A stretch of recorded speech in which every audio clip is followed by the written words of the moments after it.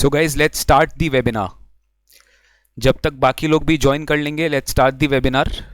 Before starting this webinar, first of all I wish to thank each one of you for giving the amazing response. 400 से ज़्यादा बच्चों ने, working professional, non working professional, qualified people, students, हर तरह के लोगों ने participate किया है. एंड हम लोग ने इस Go Live ऐप के माध्यम से we have launch this webinar so that you can connect with me live. And you all must be knowing the importance of this topic, GSTR1.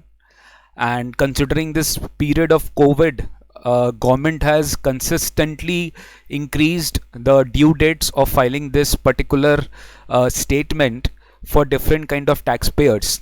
सो मैं सोचा कि क्यों ना आपको प्रैक्टिकल नॉलेज भी होना चाहिए कि किस तरीके से अपने GSTR1 फाइल करते हैं.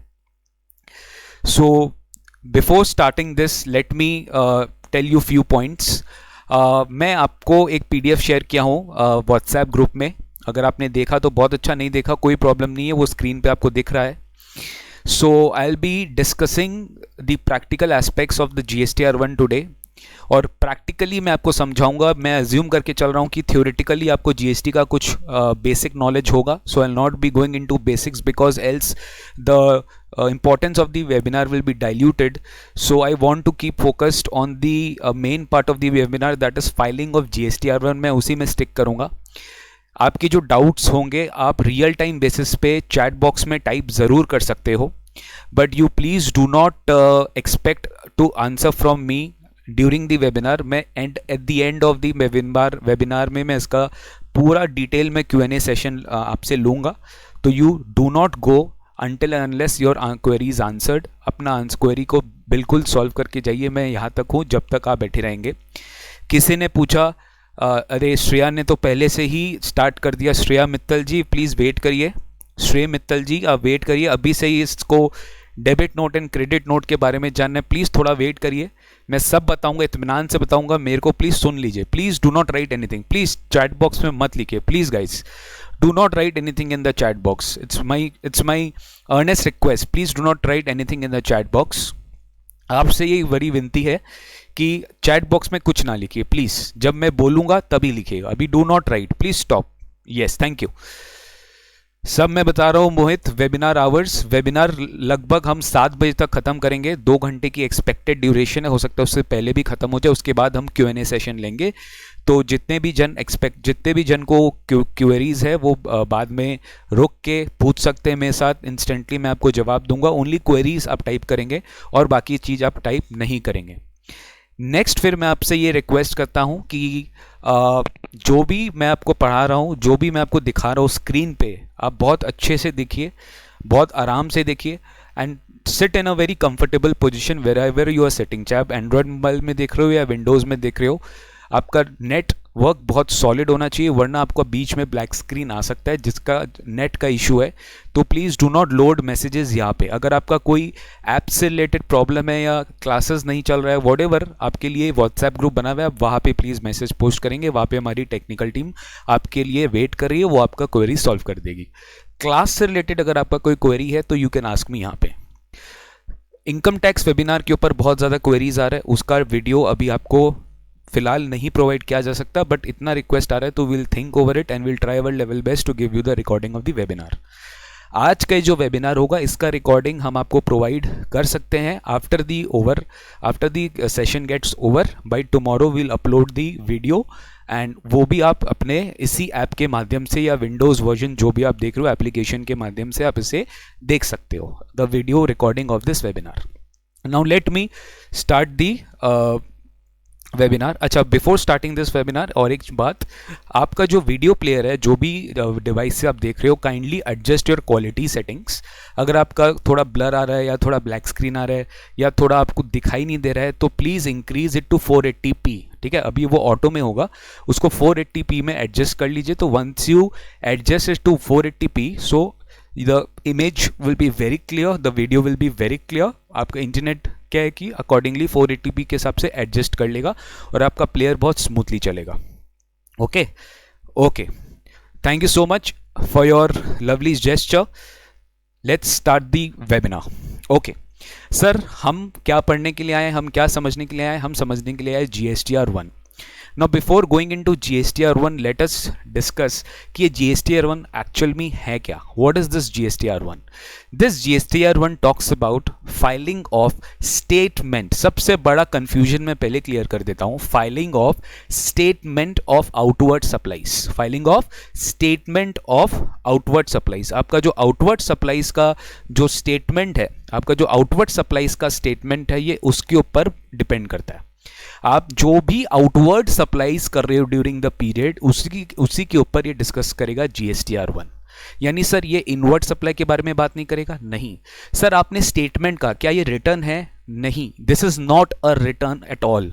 First of all, let me make it clear, GSTR1 is not a return. It is a statement. It is a statement which has to be furnished in respect of outward supplies. Clear है? ठीक है. तो अगर ये statement है तो ये return क्यों नहीं है? बिकॉज रिटर्न इज GSTR3B जो आप जानते हो, which you have to file monthly. ऐसे ही GSTR1 आप फाइल करते हो दो तरीके से. एक होता है you have to file monthly, that is the due date is 10th of the next month. That is May का अगर मैं रिटर्न फाइल, मे का अगर मैं स्टेटमेंट फाइल करूंगा तो 10th of June, that is the next month 10th will be the due date. ठीक है. बट टाइम टू टाइम इसका ड्यू डेट्स बढ़ता है. अभी करेंटली इसका ड्यू डेट 11th चल रहा है एंड कोविड पीरियड के लिए तो इसका ड्यू डेट एक्सटेंड कर दिया गया है. तो board as on the recommendations of the GST council power दिया गया है GST काउंसिल को कि ड्यू डेट्स एक्सटेंड किया जा सकता है. बट लॉ के हिसाब से इसका ड्यू डेट 10th फिक्स किया गया कि मंथ कंप्लीट होते ही आप 10th तक अपना स्टेटमेंट फाइल कर दो. ठीक है, बहुत बढ़िया सर. नाउ अपने को ये थोड़ा आइडिया, बेसिक आइडिया लेना है. देखिए, unless I tell you basic of GSTR1, I will not be able to take you into the practical version of it. तो आपको मेरे को बेसिक बताना बहुत ज़रूरी है. तो बेसिक आइए समझते हैं, जो मैं आपके लिए ऑलरेडी एक डायग्राम बना के रखा हूँ. ठीक है, मैं आपके लिए एक डायग्राम बना के रखा हूँ, वो आप समझ सकते हो डायग्रामेटिकली पॉइंट से कि वो GSTR1 जो आपको फाइल करना है वो किस बेसिस पे आपको सोचना है. ठीक है ना. सो फर्स्ट ऑफ ऑल आप क्या करोगे, आपको statement of outward supplies file करना है. नाउ आउटवर्ड सप्लाई दिमाग में आते ही मेरे दिमाग में एक पॉइंट आता है सर, वो है sales. Whatever sales I have made वो मुझे GSTR1 में डिस्क्लोज करना पड़ता है. यानी आपने जो गुड्स या सर्विसेज सप्लाई किया उससे हम कहते हैं आउटवर्ड सप्लाई. ठीक है. Now when I talk about outward supply तो मैं 3 तरह के बातों के ऊपर फोकस करता हूं.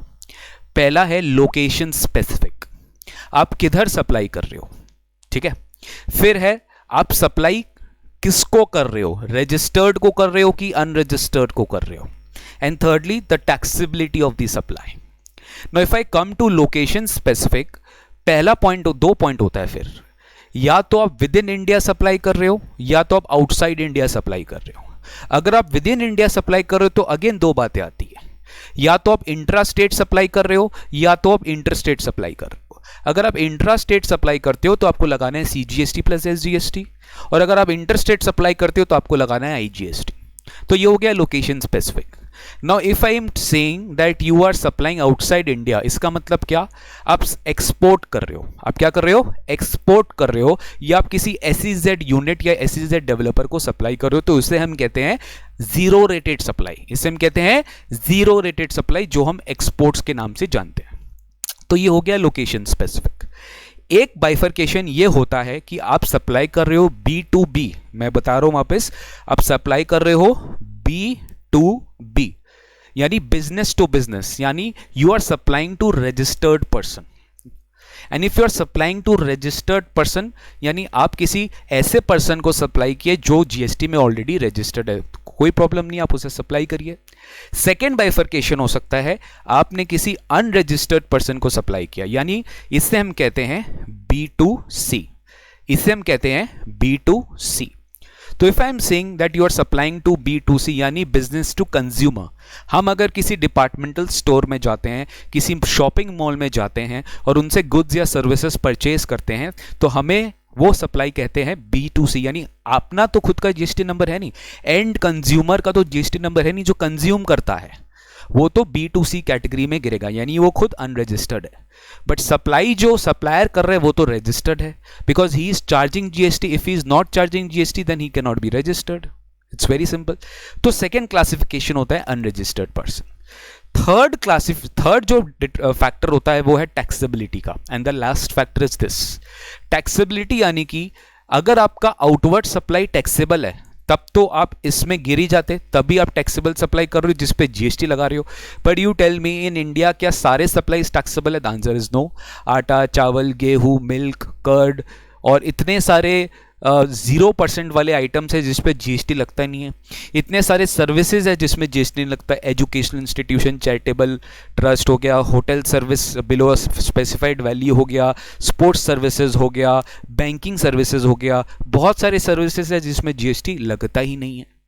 तो ये सारे सप्लाई भी तो कोई कर सकता है जिस पे टैक्स लग ही नहीं रहा है।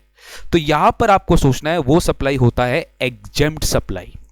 एग्जेम्प्ट सप्लाई मतलब जिस पे जीएसटी लगता नहीं है, गवर्नमेंट उसको एग्जेम्प्ट करके रखा है under a notification issued under section 11। मैं थ्योरी में नहीं जा रहा, मैं खाली आपको बता दे रहा हूं, ठीक है। जो लोग ऑलरेडी जानते हैं इसके बारे में बहुत बढ़िया, वरना कोई प्रैक्टिकली इसको जानने का दरकार नहीं है। जस्ट एक लेआउट समझाने के लिए मुझे एक बेसिक इंट्रोडक्टरी, एक समा बांधना पड़ेगा, वरना आपको मैं जीएसटीआर 1 थोड़ा सा आपको अंदर से किक नहीं मिलेगा समझने के लिए। Then comes nil rated supply. Nil rated supply होता है जिसपे टैक्स 0% लगता है, जिसपे गवर्नमेंट ने ऑलरेडी रेट लगा के रखा है 0%, उस पर टैक्स लगता ही नहीं है। और एक होता है नॉन जीएसटी सप्लाई, वो होता है जैसे अल्कोहल, पेट्रोल, जो जीएसटी के एम्बिट में ही कवर्ड नहीं है। Alcohol, petrol, diesel, petroleum, crude, natural gas, ये सब ऐसे कमोडिटीज है जिसपे जीएसटी कभी लगेगा ही नहीं, वो जीएसटी के एम्बिट से ही क्या है, बाहर है। तो ये पूरा कैटेगरी है जिसमें आपका आउटवर्ड सप्लाई समा जाता है। टू रजिस्टर्ड अनरजिस्टर्ड को कर रहे हो, या लोकेशन स्पेसिफिक कर रहे हो, या टैक्सेबिलिटी के बेसिस पे आप डिटरमाइन कर रहे हो। आई होप आपको अभी तक समझ में आया होगा। ओके, तो चलिए मैं अब आपको नेक्स्ट टॉपिक पे लेकर चलता हूं।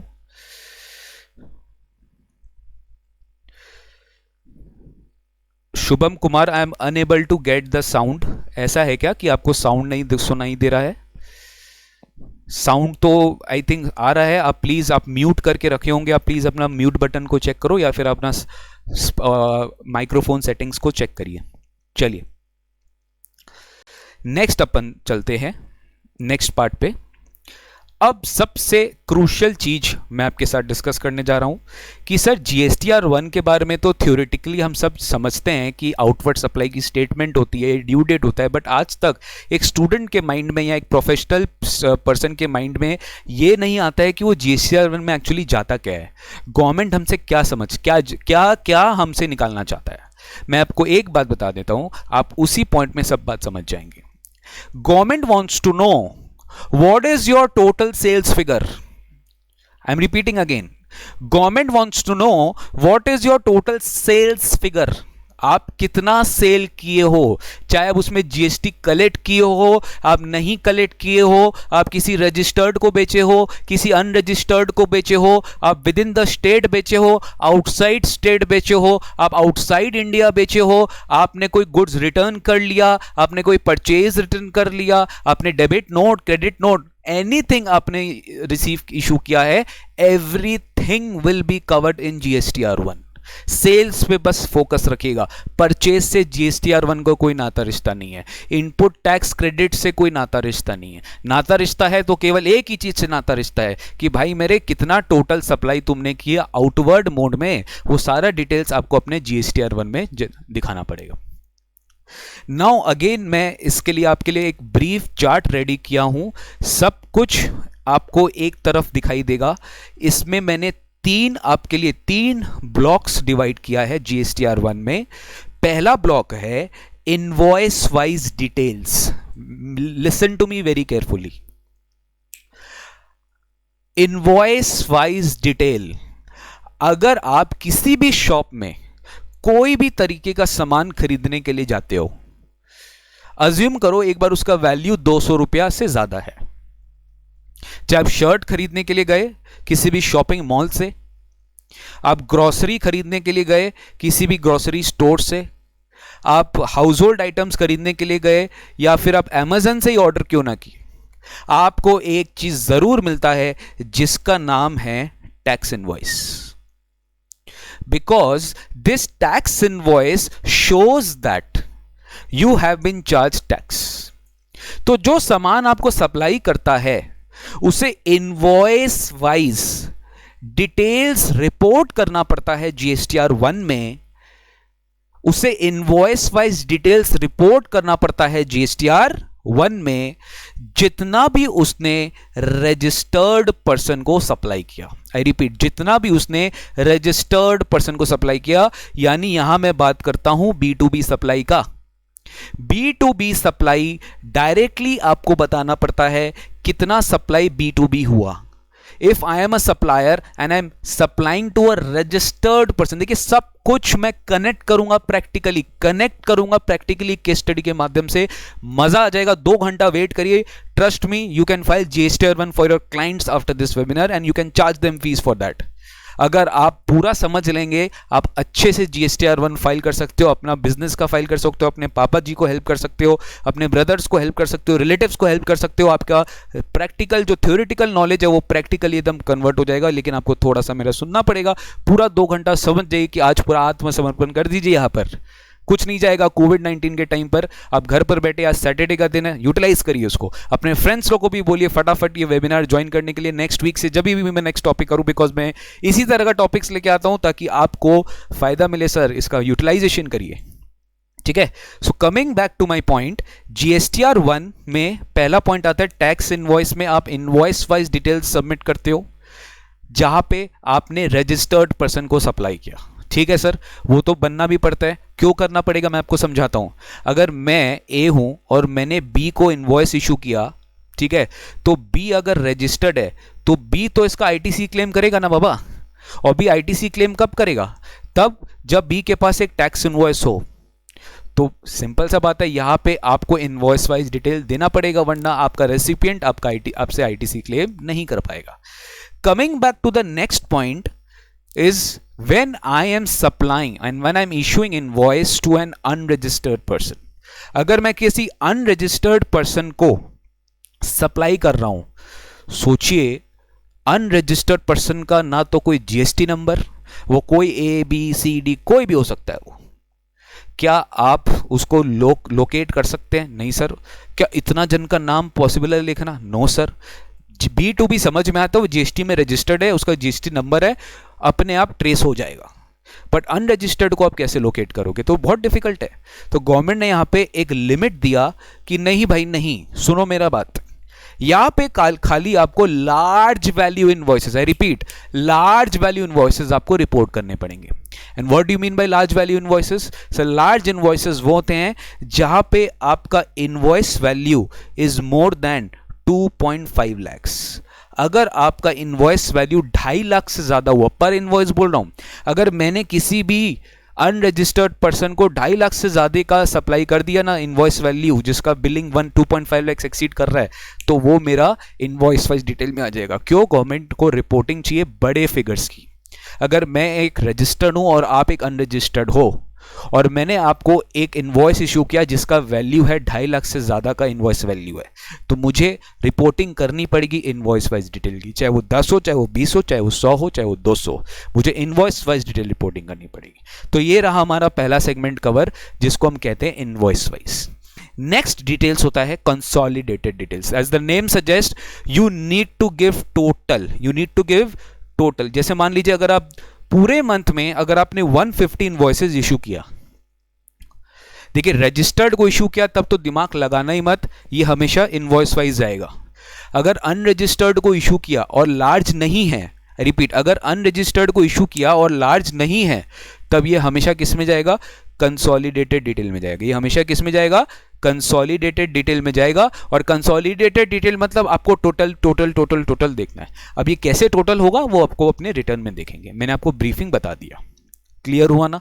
तो पहले जाता है रजिस्टर्ड को अलग, अनरजिस्टर्ड को देंगे तो लार्ज इनवॉइस का ही रिपोर्टिंग करेंगे, और अगर कंसोलिडेटेड डिटेल जाना है तो हम एग्रीगेट में ही बताएंगे कि टोटल कितना वैल्यू है, सप्लाई का, टैक्स का, सब कुछ टोटल में बताएंगे। इनवॉइस वाइज हमें देखने की दरकार नहीं है। एंड लास्ट में आता है reporting debit note and credit note का। सर ये क्या होता है डेबिट नोट क्रेडिट नोट? अभी किसी हमारे प्रिय मित्र ने पूछा कि डेबिट नोट क्या होता है, क्रेडिट नोट क्या होता है। सर अकाउंटिंग टेक्नोलॉजी में आप लोग जो जानते हो डेबिट नोट क्रेडिट नोट के बारे में, it's simple as that. Debit note and credit note वही होता है।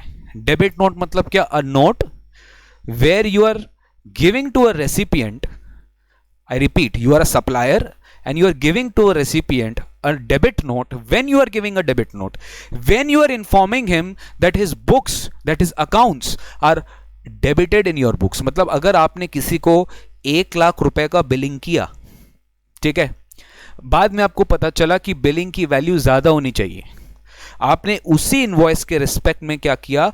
आपने डेबिट नोट इशू किया। डेबिट मतलब वैल्यू को बढ़ा दिया, वैल्यू को बढ़ा दिया है, उसका अकाउंट्स अपने बुक्स में डेबिट कर दिया, यानी डेटर को क्या कर दिया? डेबिट कर दिया। और डेटर को डेबिट कर दिया इसका मतलब क्या? आपने डेबिट नोट इशू कर दिया। तो डेबिट नोट से क्या होता है? टैक्स लायबिलिटी बढ़ जाता है। डेबिट नोट से क्या होता है? टैक्स लायबिलिटी बढ़ जाता है। सीधा इसका उल्टा होता है credit note. When I'm issuing you a credit note, I am a supplier, you are a recipient. मैंने आपको सप्लाई किया और मैं आपको क्रेडिट नोट क्यों दूंगा? क्यों दूंगा? क्योंकि आपने जो गुड्स है रिटर्न कर दिए। It's as good as sales return. जब मैं क्रेडिट नोट के बारे में बात करता हूं, it is as good as sales return. और जब मैं सेल्स रिटर्न के बारे में बात करता हूं, तो सेल्स रिटर्न मुझे क्लियरली एक चीज बताएगा कि आपने सामने वाले अकाउंट को अपने बुक्स में क्या कर दिया? क्रेडिट कर दिया, यानी आपने उसके वैल्यू को कम कर दिया। क्योंकि आपने वैल्यू ज्यादा दिखाया था, अब आपको कम बिलिंग कम करना है। सब कुछ अपने डिटेल में आज प्रैक्टिकली देखेंगे। खाली अभी थ्योरेटिकली मैंने डिस्कशन किया, 15 मिनट मुझे लगा। मैंने आपको जीएसटीआर 1 ओवरऑल बताया, यही चीज आप थ्योरेटिकली समझते थे, यही चीज आज मैंने एक बार वेबिनार में आपको बता दिया कि यही ओवरऑल आपको जीएसटीआर 1 दिखने को मिलता है। अब आज अपने प्रैक्टिकली सीखेंगे कि जीएसटीआर 1 फाइल कैसे होता है। How we will file GSTR 1। We have understood the contents of the webinar. फटाफट फटाफट 3 पॉइंट फटाफट मेरे साथ साथ बोलिए। You don't have to write, बोलिए, वहां बैठे बैठे बोलिए। इनवॉइस वाइज डिटेल जाता है, कंसोलिडेटेड डिटेल जाता है और डेबिट नोट क्रेडिट नोट जाता है। इनवॉइस वाइज डिटेल किसको जाता है सर? किसको जाता है? हमेशा रजिस्टर्ड पर्सन को जाता है या फिर अनरजिस्टर्ड पर्सन को जाता है जिसकी बिलिंग लार्ज हो, large invoice value, a value invoice more than 2,50,000 और वो इंटरस्टेट सप्लाई कर रहा हो तब।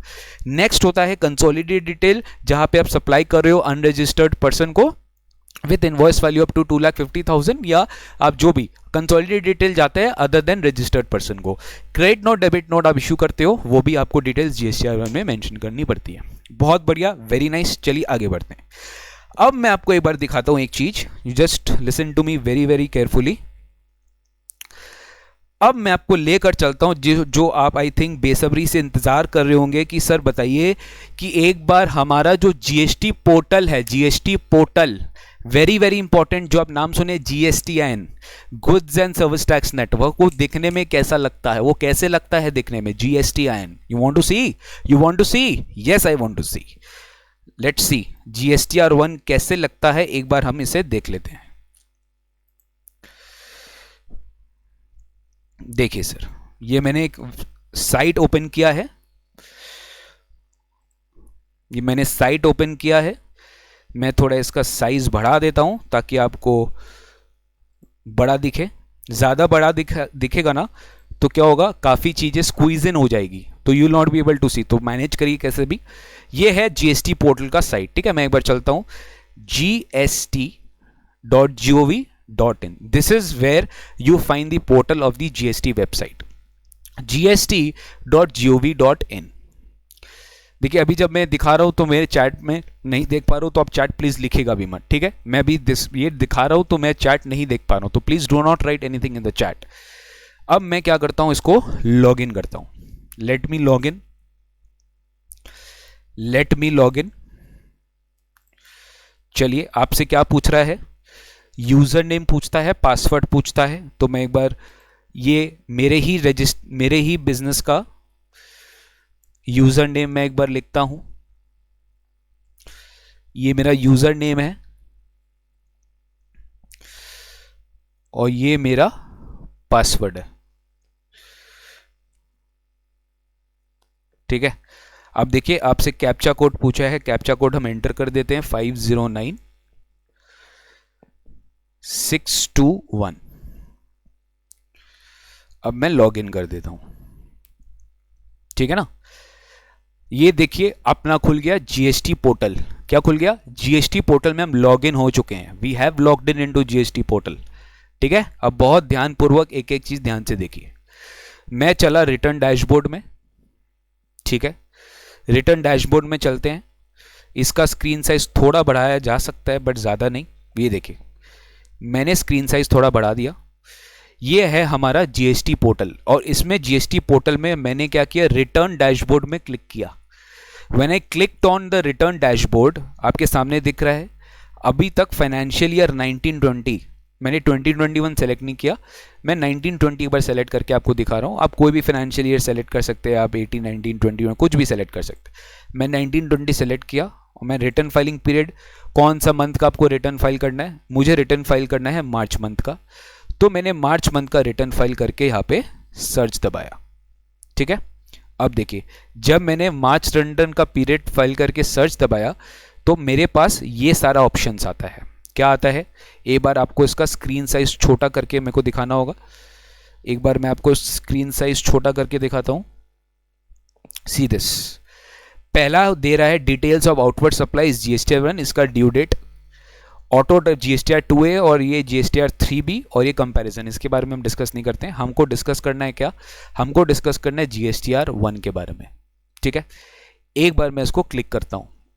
जब मैं इसको क्लिक करता हूं ना, see I have entered into GSTR 1 statement, मैं जीएसटीआर 1 स्टेटमेंट में एंटर कर चुका हूं।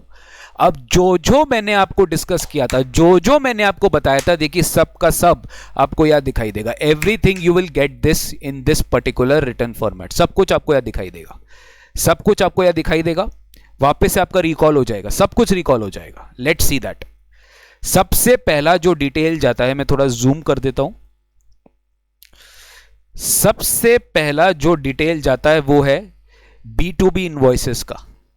जो भी आपका इनवॉइसेस है जो आपने रजिस्टर्ड पर्सन को इशू किया है, वो आप उसका डिटेल्स यहां पे ऐड करते हो। आप क्लिक किए, यहां पे आपने ऐड डिटेल्स किया। जैसे आपने ऐड डिटेल्स किया, वॉटेवर जो भी आपका जीएसटी नंबर है आप यहाँ पे टाइप करोगे। जैसे मान लीजिए मैंने टाइप किया जी, मुझे ऐसे कोई अभी जीएसटी नंबर याद नहीं आ रहा है, बट जो भी मैं जीएसटी नंबर लिखूंगा ना, उनका अपने आप ये नेम क्या ऑटो पॉपुलेट हो जाएगा। जैसे मान लीजिए मैं एसजेसी का ये एसजेसी जीएसटी नंबर या डालता हूं तो एसजेसी का नाम अपने आप दिख जाएगा। फिर मेरा जो इनवॉइस नंबर है वो मेरा आएगा, इनवॉइस डेट आएगा, उसकी प्लेस ऑफ सप्लाई क्या, as you all must be knowing that IGST act के सेक्शन 10, 11, 12, 13 के हिसाब से हर एक सप्लाई का प्लेस ऑफ सप्लाई होता है, जिसके बेसिस पे you decide whether it is inter state और इंट्रा स्टेट। आपको उसी के बेसिस पे पता चलता है कि वो इंट्रा स्टेट है कि वो इंटर स्टेट है, ठीक है। तो ये चीज आपको ये ध्यान से सुनना है कि ये इंटर स्टेट है कि इंट्रा स्टेट है। फिर आप टोटल इनवॉइस वैल्यू लिखते हो, फिर आप सप्लाई टाइप लिखते हो, फिर यहाँ पे जैसे आप सेव करते हो आपको वैल्यू पूछ लेता है और फाइनली यू गो आउट। ये सब हम देखेंगे। एक बार मैं आपको खाली ऊपरी दिखा रहा हूं कि किस तरीके से आपको इनवॉइस वाइज डिटेल यहाँ पे ऐड करनी पड़ती है। फिर अपने क्या क्लिक करते हैं, बैक में क्लिक करते हैं। Once we click on to the back, again अपने बैक में क्लिक करते हैं। ये देखिए आपका जो इनवॉइस वाइज है ये टेबल, आप जैसे सेव बटन दबाओगे आपका ये टेबल में ये फिक्स हो जाएगा वैल्यू।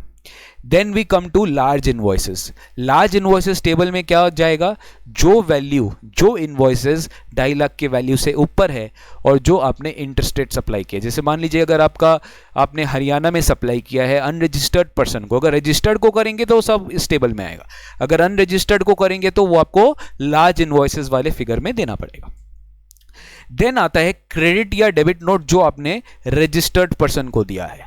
अगर आपने क्रेडिट नोट, डेबिट नोट किसी रजिस्टर्ड पर्सन को इशू किया है तो आपको यहाँ पे उसको लिंक करना पड़ेगा। अब मैं इसको एक बार खोल के दिखाता हूं कि इसमें आपको किस तरीके से डिटेल्स पूछता है, but again I will as I told you, मैं आपको इसको तब दिखाऊंगा जब मैं आपको ITR यूटिलिटी, सॉरी जब मैं आपको GSTR1 की यूटिलिटी दिखाऊंगा, तब मैं आपके लिए, तब आपके साथ मैं इसको डिस्कस करके चलूंगा। अभी खाली आप ऊपर ऊपर से देखिए कि पोर्टल में किस तरीके से फॉर्म डिस्प्ले होता है। It is exactly same as what you studied in theory subject, वही आपको प्रैक्टिकली भी दिखेगा फॉर्म में when you see in the portal. ये है डेबिट नोट क्रेडिट नोट जब आप किसी रजिस्टर्ड पर्सन को इशू करते हो। Then comes debit note credit note when you issue to an unregistered person. When you are issuing debit note credit note to an unregistered person, मतलब आप उसे identify नहीं कर सकते हो, आप खाली नाम लिख सकते हो, उसका कोई जीएसटी नंबर नहीं है। तो यहाँ पे भी आपको aggregate place of supply wise, आपको रेट ऑफ टैक्स वाइज बताना पड़ेगा कि आपका क्रेडिट नोट डेबिट नोट कितना है जो आपने अनरजिस्टर्ड को इशू किया। देन आता है एक्सपोर्ट्स। क्या आता है? एक्सपोर्ट्स, कि अगर आपने जो एक्सपोर्ट किया है उसकी क्या वैल्यू है, उसका क्या डिटेल्स जाएगा, वो अपने बाद में डिस्कस करेंगे, बट एक्सपोर्ट की वैल्यू आपको यहाँ पे देनी पड़ती है। तो दो कितना डेट कितना टेबल हुआ इसमें अभी अभी अभी मेरे साथ डिस्कस करो फटाफट मेरे साथ साथ। B2B का एक टेबल हुआ, ठीक है। B2C लार्ज इनवॉइस का एक टेबल हुआ, मतलब लार्ज इनवॉइस मानो B2B 1, B2C large invoice 2, debit note credit note to registered person 3, debit note credit note to unregistered person 4 and export invoice 5। Clear है? ये 5 टेबल दिमाग में घुस गए सर। अब आपको ये समझने की दरकार है, अगर ये 5 टेबल घुस गया है तो आपको एक चीज ऑलरेडी पता है, unlike the concept of income tax where there is a very important concept of revising of income tax returns, कि once you have filed the return in income tax, you can change that, you can revise that, and you can again file another return in response to the original return under section 139(5) by the end of the relevant assessment year। ये अपने income tax में पढ़े थे। क्या वो सुविधा आपको GST में भी है? The answer is no, you can not file revise return, there is no concept of revising return. तो सर क्या जीएसटी में आदमी से गलती नहीं हो सकता है? अगर मान लीजिए मैंने इस बार डेबिट नोट क्रेडिट नोट का अमाउंट कुछ गलत मेंशन कर दिया है, भूल से गलत चला गया है, B2B के टेबल में मेरे से गलती हो गई है, तो क्या मैं उसे सुधार नहीं सकता फाइलिंग के बाद? Yes you can rectify it, but what you can do is you have an option to file the revised figure in the next month's return in what? In amendment tables। ये जितना भी आप देख रहे हो ना, हर चीज का एक डुप्लीकेट टेबल हर स्टेटमेंट में हर मंथ में है। जैसे मैं अगर बात करूं B2B इनवॉइस का टेबल में B2B invoice of this month जाएगा, लेकिन मेरे को आपको मैं दिखा देता हूं, यहां पे एक अमेंडेड B2B इनवॉइस का भी टेबल है। अमेंडेड B2B इनवॉइस टेबल मतलब क्या? अगर आपने कोई इनवॉइस इशू किया था पिछले महीने में, लास्ट मंथ में या लास्ट टू लास्ट मंथ में, अगर आपने इनवॉइस इशू किया था जिसमें मिस्टेक है, या आपने टैक्स रेट गलत चार्ज कर दिया, कोई इनवॉइस नंबर में मिस्टेक हो गया, वैल्यू में मिस्टेक हो गया, रेसिपिएंट के डिटेल्स में कोई मिस्टेक हो गया, कोई भी मेंशन डिटेल्स हो गया, आप क्या कर सकते हो? आप अमेंड कर सकते हो। You can just click on this button amend. अब अमेंड करोगे तो भैया अमेंड तो वही हो सकता है ना जो इनवॉइस ऑलरेडी आपने पिछले महीने में मेंशन किया था। तो अगर आपने पिछले मेंशन में कोई इनवॉइस अमेंड किया था और वो अगर आपको मेंशन करना है, तो वो भैया आपको इस टेबल में जाना पड़ेगा और फिर ही आप उस डिटेल्स को अमेंड कर सकते हो। तो यहाँ पे देखिए, कभी कभार देखिए जीएसटी का वेबसाइट हैंग होता ही है, तो यू भी एक्सपेक्ट करिए कुछ हो, but I pray to God कि इस वेबिनार में कम से कम ये साइट हैंग नहीं करे। तो मैं एक बार वापस से आपको GSTR1 में ले जाता हूँ, वापस से मैं आपको अमेंडेड B2B इनवॉइसेस दिखा देता हूँ। See this amended B2B invoices, ये चल रहा है हमारे पास। अच्छा, इसमें कोई प्रॉब्लम हो रहा है, ये मैं ऑनलाइन नहीं दिखा पा रहा हूँ क्योंकि अभी GST का वेबसाइट हैंग कर रहा है, ठीक है। तो अमेंडेड B2B इनवॉइसेस, ये एनीवेज हम लोग जब रिटर्न यूटिलिटी देखेंगे ना, there you will understand everything. तो अमेंडेड B2B इनवॉइसेस का भी आपके पास फीचर है where you can amend the invoices which you have issued in the last month, ठीक है। सिमिलरली B2C का भी अमेंडमेंट टेबल है, credit note debit note registered का भी अमेंडमेंट टेबल है, और credit note debit note unregistered का भी अमेंडमेंट टेबल है। सबका अपना अपना अमेंडमेंट टेबल है। तो सर अगर मैं बात करूं ना, तो 1 2 3 4 5 टेबल तो आपने बोला, 5 × 2 10 टेबल हो गया। क्या हो गया? 10 टेबल। क्या जरूरी है अमेंडेड टेबल पर? नहीं, you can leave it blank if there is no amendment, ठीक है। तो फॉर्म तो बहुत बड़ा सारा है जो मैं आपको हर चीज बताऊंगा, but most of the things are not applicable to you because अगर आपके ऊपर कोई रेलिवेंसी नहीं है उस चीज की। तो पहला 3, फिर 6, फिर 9, फिर लास्ट में ये 10 टेबल पूरा इसी के बारे में बात किया करते हैं, ठीक है। अब अपने आते हैं last part of the form में, दैट इज अदर डिटेल्स, ये भी हम लोग ऑलरेडी कर चुके हैं, एक बार मैं आपको दिखा देता हूं। B2C क्या होता है? B2C means business to consumer, मतलब आप जितने भी अनरजिस्टर्ड पर्सन को इशू किए, यहां पे आपको क्या देना पड़ता है, मैं आपको दिखा देता हूं। यहां पे आपको सब कुछ कंसोलिडेटेड डिटेल्स देना पड़ता है। कंसोलिडेटेड मतलब क्या? सिंपल, अगर आपने देखिए आपके पास ये ऑप्शन है, आप असम में प्लेस ऑफ सप्लाई है, आप असम में कितना सप्लाई किए उसका वैल्यू मेंशन करिए, इंटरस्टेट ऑटोमेटिकली होगा, क्योंकि आप, मैं कहाँ हूँ अभी, जीएसटी मैं वेस्ट बंगाल में रजिस्टर्ड है।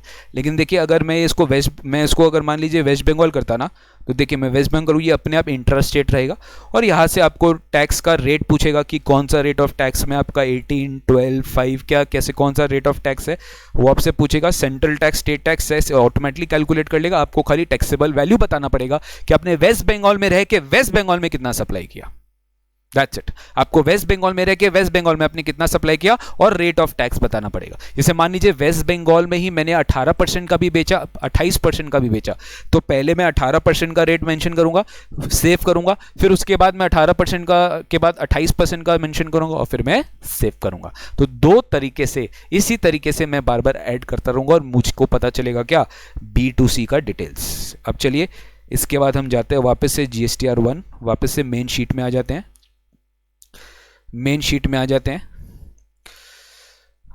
ठीक है। तो B2C अदर्स जो आपका है वो आपका स्मॉल इनवॉइसेस है।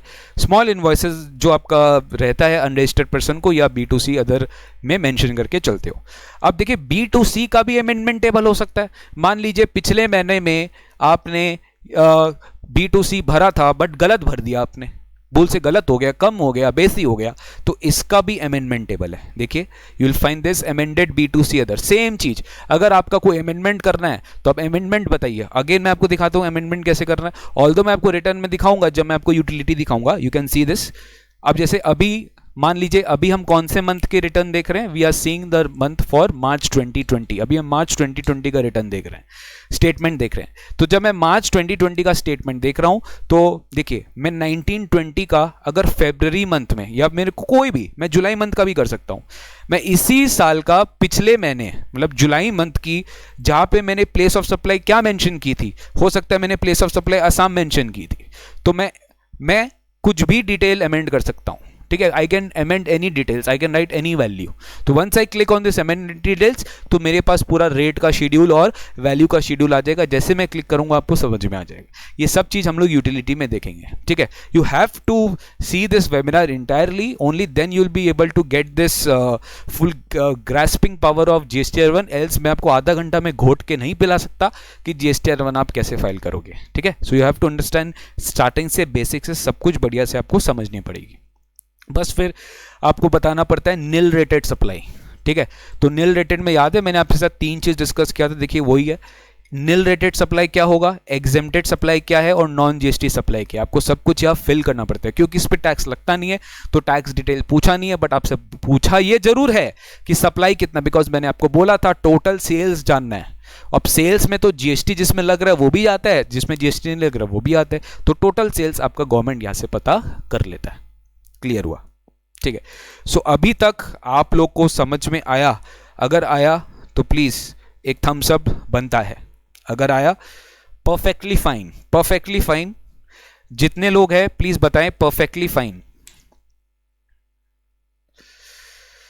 अभी भी बहुत कुछ है बाकी है, अभी तक जितना आपको समझ में आ रहा है लिखो perfectly fine.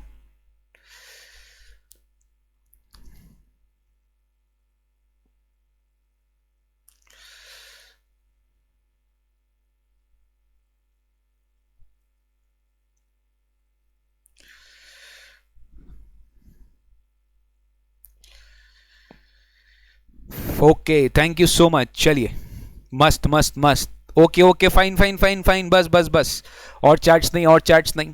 Thank you so much, आपका धन्यवाद, थैंक यू वेरी मच। आगे बढ़ते हैं। सर याद है आपको एक चीज GST में, एडवांस रिसीव्ड,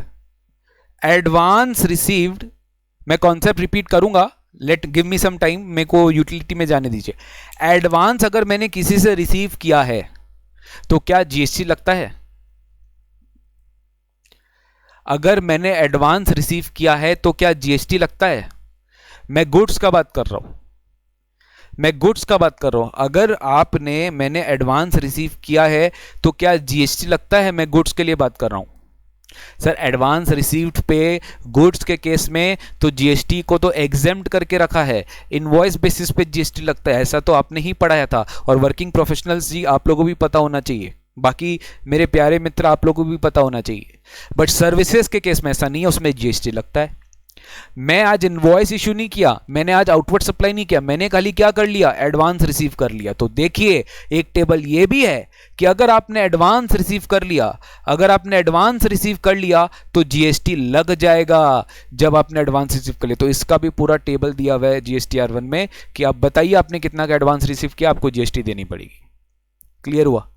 अब मैं और एक चीज आपको पूछता हूं। अभी ये चल रहा है मार्च महीना, ठीक है, अभी ये चल रहा है मार्च महीना। एक सिंपल एग्जांपल देखिए, यहां पे लिखा हुआ रहेगा March. What is the tax return period? The return period is March, ठीक है। अभी रिटर्न पीरियड मार्च चल रहा है। यहां पे मैं दिखा रहा हूं एक लास्ट टेबल, जिसके बाद ये जीएसटीआर1 का कॉन्सेप्ट क्लियर होगा। मैंने आपको एडवांस दिया था फरवरी मंथ में, तो फरवरी मंथ का एडवांस रिसीव्ड वाला टेबल में आपने भर दिया होगा जीएसटी। फरवरी मंथ का एडवांस टेबल वाले मंथ में आपने भर दिया होगा जीएसटी। अब मार्च में आपने उसका एक्चुअल बिलिंग किया। आई रिपीट, फरवरी मंथ में आपने एडवांस रिसीव कर लिया, फरवरी में आपने टाइम ऑफ सप्लाई वो कर लिया, सर्विसेज अज्यूम कर रहे हैं, गुड्स नहीं। आपने सर्विसेज अज्यूम कर रहे हैं, गुड्स नहीं। आपने एडवांस भर दिया, आपने जीएसटी भर दिया फरवरी में। अब मार्च में आपने बिलिंग किया, तो मार्च का सेल्स तो बढ़ गया ना। आप उसका आउटवर्ड सप्लाई तो मार्च में दिखाएंगे ना। तो अगर आप मार्च में उसका आउटवर्ड सप्लाई दिखाएं ना, करेक्ट, बट आपका टैक्स लायबिलिटी तो पहले ही पेमेंट किया हुआ है। You know what will you do? आप एक टेबल है क्या? Adjustment of advances. You can see this, adjustment of advances. आपको यहां पे बताना पड़ेगा, आपको यहां पे बताना पड़ेगा कि आपका कितना एक मिनट रुकिए, मैं थोड़ा सा इसको स्क्वीज आउट करता हूं, वरना ये ठीक से दिखेगा नहीं। एडजस्टमेंट ऑफ एडवांसेस में आपको बताना पड़ेगा कि कितना एडवांस आपने इस महीने एडजस्ट कर दिया, तो आपका टैक्स लायबिलिटी उतना से नहीं बढ़ेगा क्योंकि आपने प्रीवियस मंथ में इसका टैक्स डिस्चार्ज कर दिया था। So this is how you will understand. खैर अभी हम लोग यूटिलिटी देखेंगे तो सब समझ में आएगा। और लास्ट में आपको इसी दो का अमेंडमेंट टेबल भी होता है कि एडवांस रिसीट में कुछ अमेंडमेंट करना है तो कर दो। मतलब हर चीज का अमेंडमेंट टेबल, हर चीज का अमेंडमेंट टेबल आपको मिल जाएगा इसमें। अगर आपका एडजस्टमेंट ऑफ एडवांस का भी अमेंडमेंट है तो भी आप कर सकते हो। अगर और आपने जो भी डॉक्यूमेंट्स इशू किया है, डॉक्यूमेंट्स इशूड मतलब देखिए, if you can see this, मैं आपको दिखाता हूं। आपका आउटवर्ड सप्लाई का इनवॉइसेस, आपका अनरजिस्टर्ड पर्सन से इनवर्ड सप्लाई का इनवॉइसेस, जिसको अपने बोलते हैं रिवर्स चार्ज का इनवॉइस। आपने कोई रिवाइज इनवॉइस इशू किया, अगर आपको याद होगा वो 1 मंथ वाला इफेक्टिव पीरियड वाला बात कर रहा है।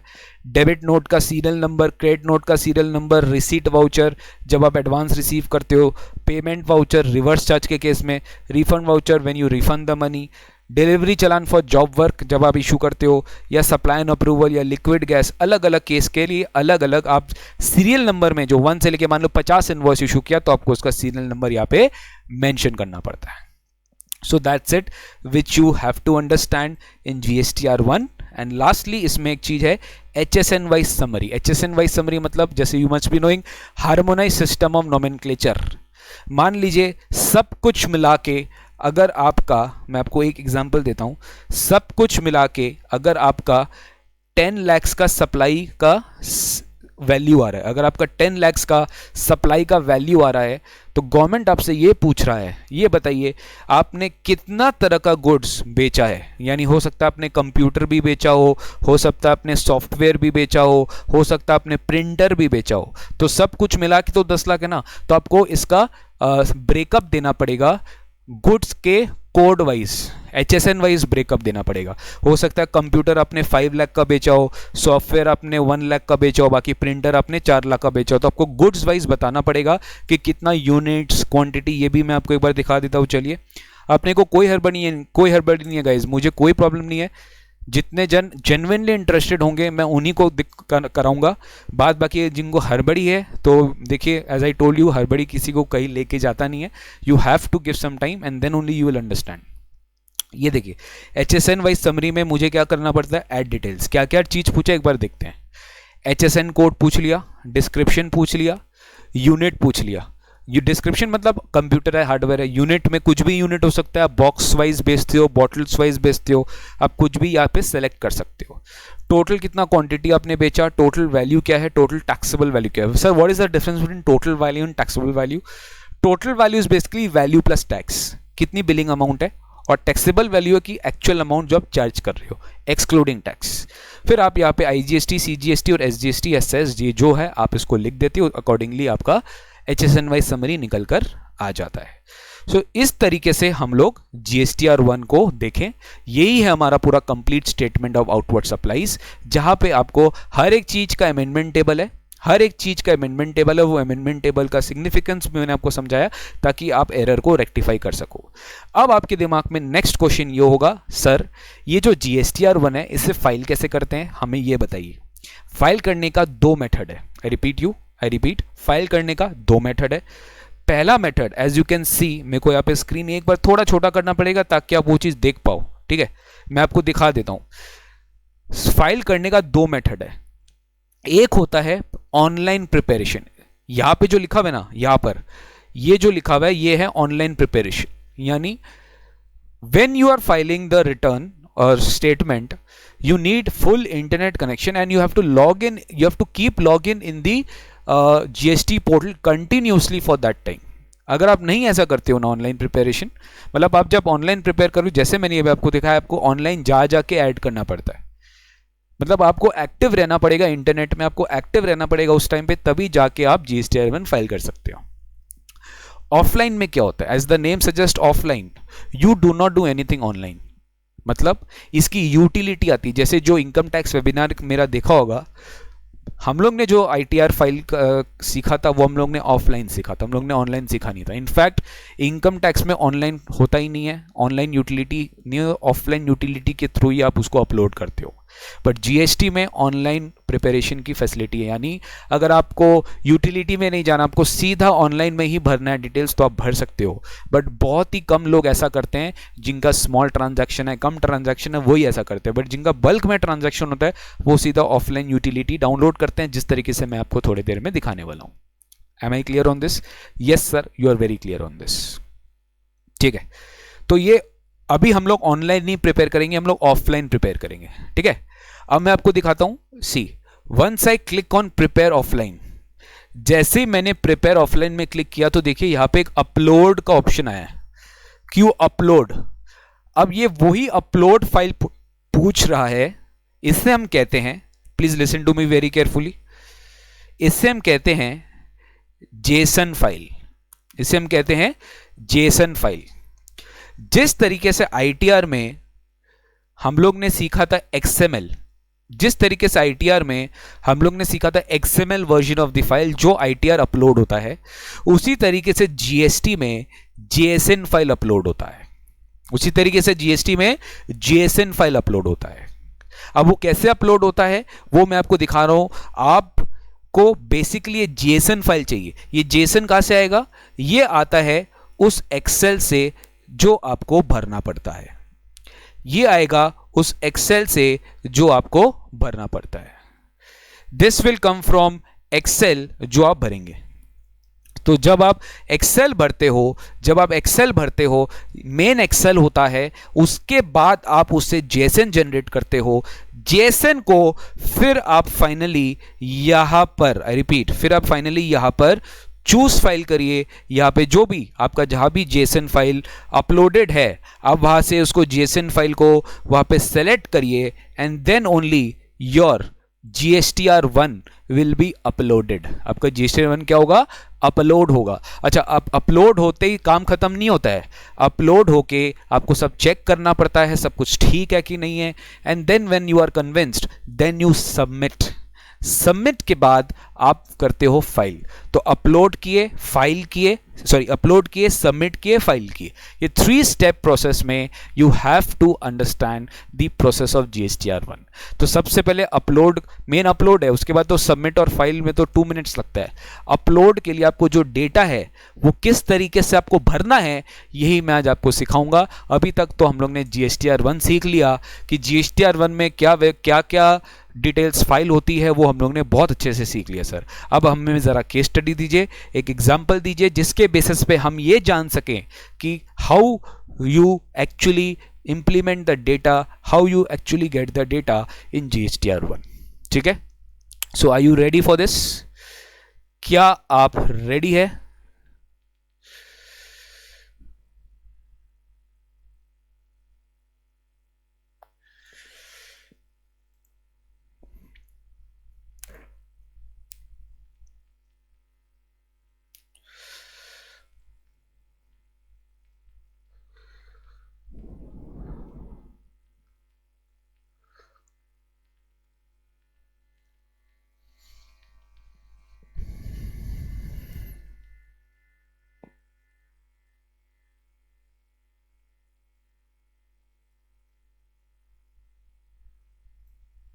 तो चलिए अब मैं आपको प्रैक्टिकल केस स्टडी का एग्जांपल देता हूं।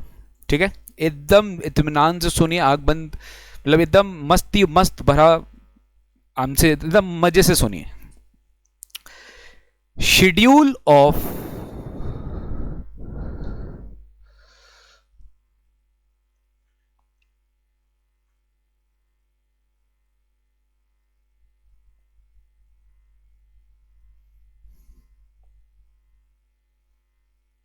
just 1 second।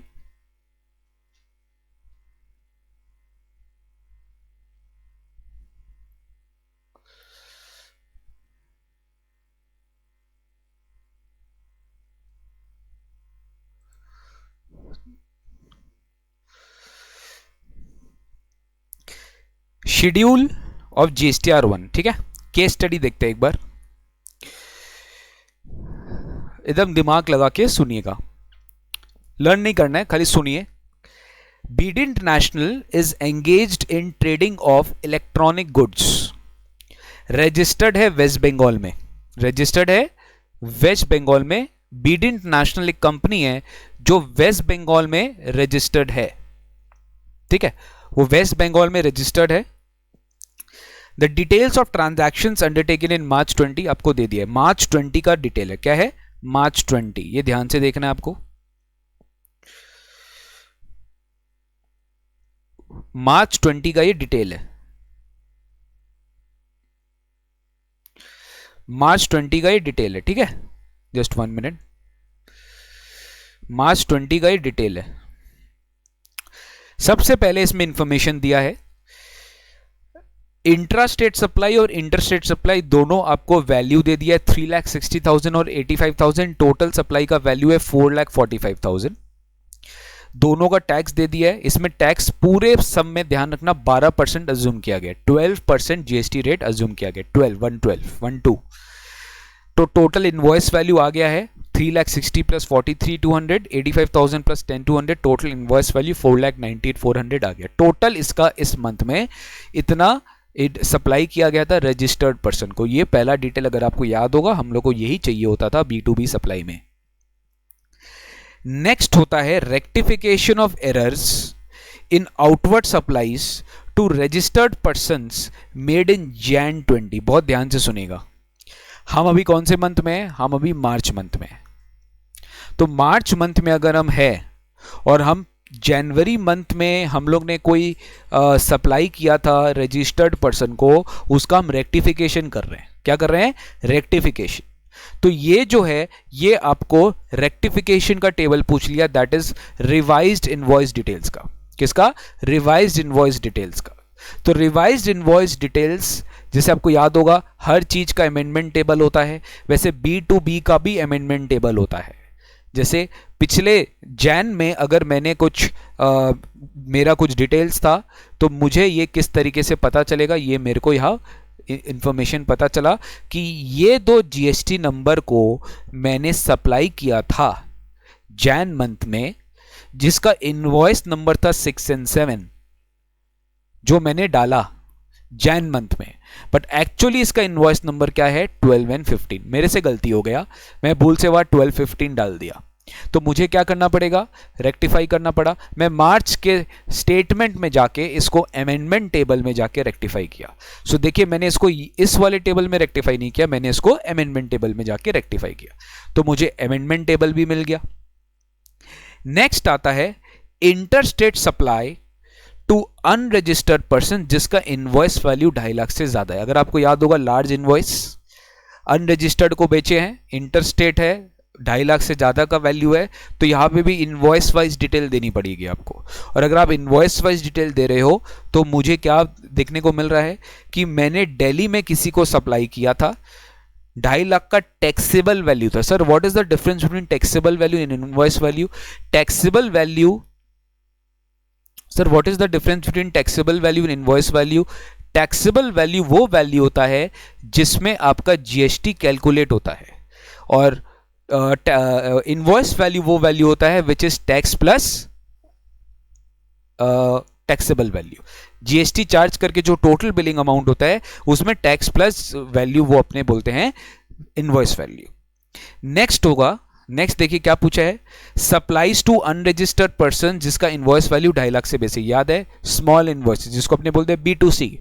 तो B2C इनवॉइसेस में जिसका 2.5 लाख से कम, मतलब टोटल एग्रीगेट में मैंने दिल्ली में ही सप्लाई किया था 1,50,000 का सप्लाई किया था, जिसका टैक्स अमाउंट कितना है 18। मैंने बोला था 12%, तो अब 1.5 लाख का 12% कर लो, आपको 18,000 ही मिलेगा। अब ये दिल्ली में प्लेस ऑफ सप्लाई, तो इसका क्या होने वाला है IGST, क्या होने वाला है IGST। नेक्स्ट अपने देखिए आ गया इसमें कुछ रेक्टिफिकेशन ऑफ एरर। आपने कुछ एरर किया था इस टेबल में मार्च 19 में, आपने कुछ एरर किया था इस टेबल में मार्च 19 में।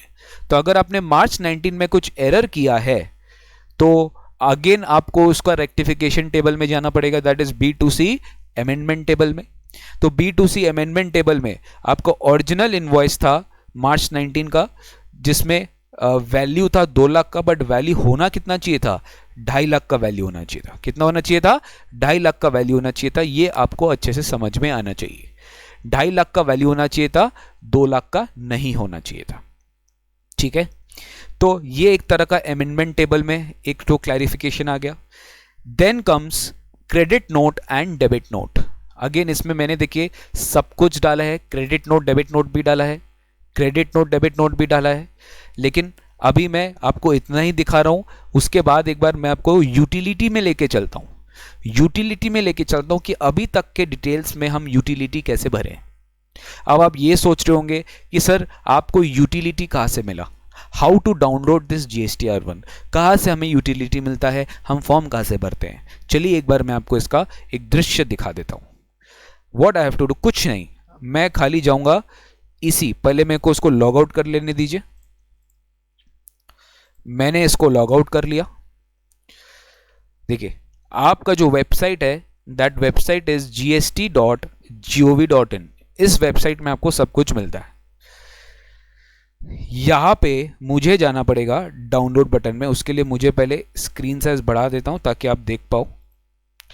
मैं जाऊंगा डाउनलोड बटन में, डाउनलोड बटन में मुझे यहाँ पे ऑफलाइन टूल्स दिखा आपको, यस इसमें न्यू रिटर्न ऑफलाइन टूल है। ये न्यू रिटर्न अभी एप्लीकेबल नहीं है बिकॉज ये नया फॉर्मेट जो आने वाला था अप्रैल 2020 से वो भी डेफर हो चुका है, पता नहीं कब आएगा।